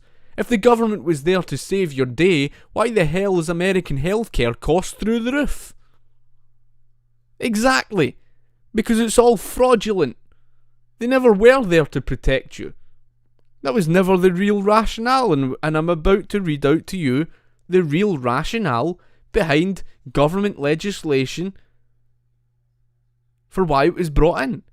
It wasn't there to be brought in to break up monopolies. Okay, that was never the real rationale behind it. Okay, so here is the real rationale behind government's legislation, right? It was never to break up monopolies. So whenever you hear this nonsense about government being the protector, to save you from all these evil monopolies, to save the day from the evil free market capitalism, get this. On quote, so much for key justification for antitrust legislation. In fact, evidence indicates that members of Congress knew that trusts were benefiting consumers by making products cheaper. A Congressman Mason stated during the US House of Representatives debates on the Sherman Act that, on quote, trusts have made products cheaper, have reduced prices, off quote. In the same statement, however, the congressman exposed the real rationale for the Sherman Act, unquote. But if the price of oil, for instance, were reduced to 1 cent a barrel, it would not right the wrong done to the people of this country by the trusts which have destroyed legitimate competition and driven honest men from legitimate business enterprises, off quote. In other words, it didn't matter that the trusts were marvels of efficiency, that were expanding production, employing thousands and dropping consumer prices. The problem was that they were driving less efficient, higher priced competitors from the market. These competitors chose not to compete, but to lobby Congress to pass a law that would hobble their more efficient rivals. Corporatism. So in other words, the real rationale behind the government legislation to break up supposed monopolies was never about being favourable to the consumer. It was about corporatism. It was about protecting losses from losses. It was about protecting the inefficient from the more efficient. So in other words, what government's legislation did, it led to the creation of monopolies. It didn't protect you from monopolies, it created monopolies. And why would government want to do that to you? Because if government can create a system of monopolies where you end up with big corporations that have money and they're both in each other's pockets, government can benefit from that, and it can dominate, and it can force you into a state of servitude. Why the hell would government want to restrict itself of power? Of course it doesn't. It's in government's self-interest to go against you. It was never in favour of you. That's the real reason why. It says, thus the Sherman Antitrust Act was protectionist at its root. It was always designed to protect incompetent businesses from superior competition. Exactly. So that's the real true face of it. Not to protect consumers from monopoly. Exactly. It was never ever about, protecting the consumer. So all these myths that you hear from the likes of Noam Chomsky, or I don't know her name, what's her name again? She wrote the Disaster Capitalism or something. Naomi Klein, and all these other socialists who go on about all these monopoly myths, etc., etc. And all the usual myths you hear about capitalism, where they say, oh, capitalism would result in the dangerous concentration of wealth in the hands of the few and monopolies, etc. Nothing could be further from the truth. It's a myth. It's a myth. It's one of the biggest myths ever claimed about capitalism. Capitalism does not result in monopoly creation. It doesn't. It's what prevents you from monopoly creation. Two elements prevent you from going on the path of monopolies. One is strong competition. Because after all, what's the definition of a monopoly? No competition. Think about it. So how do you destroy competition? Get government involved and destroy competition. That's how you do it. Government regulation. How does government regulation lead to the destruction of competition? Because it lays down barriers to entry into the market. All the red tape that prevents small business people even getting into small business. Think about it. How else do you think in Hong Kong they were able to start up business the same day, whereas in Great Britain you would spend bloody months trying to start up your own private business? So you see, government's legislation, government's regulation is what prevents that. That's what leads to monopoly creation. So it's competition. Number one, competition. That's what prevents the monopolies from forming. Number two, in other words, it's not competition that results in monopoly creation, it's the destruction of competition through government's intervention. Number two is consumer choice. That's what prevents monopolies from forming. consumer choice. Because if you've got fierce consumer choice, consumers can freely shop around. Now, if you eliminate that, and it's not eliminated because of a free market, it's eliminated because of government. So that's the point. It's not created because of a free market. Again, I'll skim through some of the other comments. Healthcare plan would have saved $5 trillion compared to the current healthcare system in America. Is no. You're staring at that from face value. You're not even thinking about the reality behind that. See if they turn towards universal healthcare, you'd be paying for that through other areas of the economy. Your costs, and in other words, you'd be increasing by $40 trillion in debt in order to finance it. That, I don't know how you could draw to the logical conclusion that would somehow make it more affordable. It just doesn't.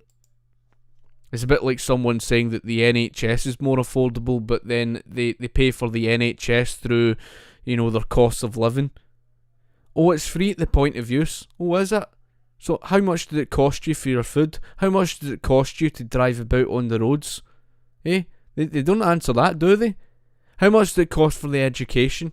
How much does it cost for your gas and electricity prices? They never answer that, do they? Why do they not answer that question? Because that's exactly where the money comes from in order to pay for their free goodies. They don't tell you that, do they? American people would get their eyes open if they came to this country and saw the cost of living. In other words, see American people who thought it was $3 a gallon was expensive. Yeah. See if they drove about in one of their petrol guzzlers in Britain, like the SUVs they drive about in. See if they drove about in an SUV in Great Britain, a country that's smaller, right? A small land. I mean, what is it? About 3 hours drive from Glasgow to Fort William? See if you drove, from Glasgow to Fort William in a big SUV. One day's petrol cost would cost you more than £75. In fact, far more than £75. What's that in dollars? More than $100. And Americans thought $3 a gallon was it's so expensive. No, it's not. No, it's not. So in order to pay for all your free things, I mean, could you imagine the United States of America ending up with universal healthcare? Good luck trying to afford trying to drive about in the United States. It's insane. You'd never be able to afford it. Why do monopolies and a little bit government for more regulations? It's almost like these regulations strangle competition. Yeah. That's the case. Markets are self-regulating. Monopolies don't govern or rule over you or dictate your life. You are still able to compete, invest and live as you please. Yeah, I completely agree.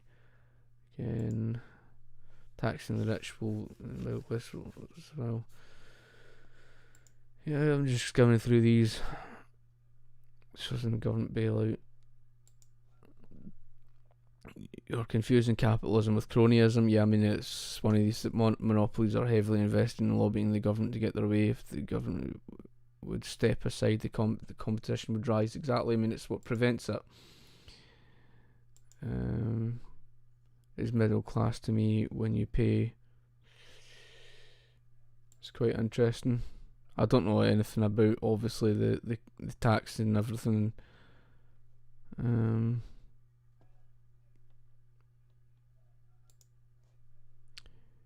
Taxing the rich helps to distribute the wealth to the middle class. I don't think...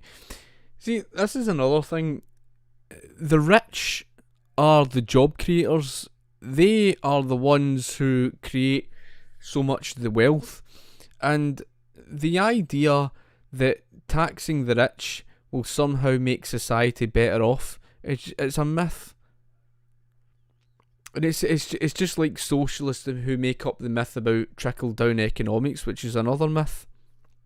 You know, the amount of wealth that the rich actually create, and the rich get richer and poor get richer. So again, it's not a case that, you know, if you tax the rich, you're somehow going to be better off. No, you're not. You're not. You're worse off for it. You're not better off for it. You ever watched Michael Knowles or Ben Shapiro? Yeah, I have watched Ben Shapiro. I'm not sure about Michael Knowles. I don't particularly know the name. I would have to look up Michael Knowles, and thanks for mentioning, because I'll probably, you know, check up after this and check out some of his videos. But Ben Shapiro, I always enjoy the stuff that he puts out and stuff like that. You know, he certainly understands what he's talking about with regards to the left. I quite admire it, respect him. America is an oligarchy, a government owned by the wealthy. Well, I mean, it got to that stage because of all the socialist government interventionism. Our small business owners, capitalist. In many regards, yeah, I mean that often is true.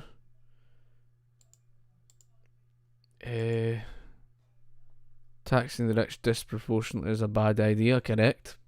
Most of their wealth is held in liquid assets, correct. Yep, exactly. You know, that is another point, and I've said this before. A lot of the wealth held by the rich are held in assets. It's not actually held within, you know, the actual money they've got in their bank account. It's most of their wealth is held within the assets. So taxing this would destroy the value of their company. Yeah, exactly. Correct. And it would result in hundreds of jobs losses. Absolutely spot on. America isn't a price control economy. Australia and Scandinavia are why. As you said, America isn't a price control economy. I don't know. I couldn't tell you in terms of the United States today. I don't know if that's entirely true when it comes to places like California and stuff like that. I could probably argue against that in many regards. But in terms of the likes of Australia, again, I couldn't pass comment. But Scandinavian economies, again, they're more free on their business end. But where they go wrong is the higher tax rates, because they carry out heavy wealth redistribution. That's where they go wrong.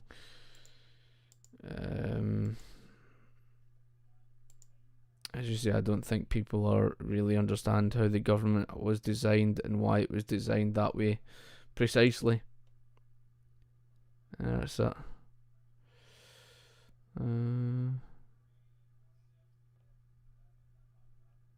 I couldn't really tell you, and you know what's what in the United States and Australia and that. I could only imagine with regards to that. Fall under the definition of the means of production. Well, the thing is, with regards to what defines socialism, it's not just a case of it's defined by, you know, collective ownership of the means of production. Socialism is defined around, you know, number one, economic central planning. So in other words, that means that something is collectivized, something is brought together, and it's centrally planned, right? That's arguably the biggest thing that defines socialism, is economic central planning.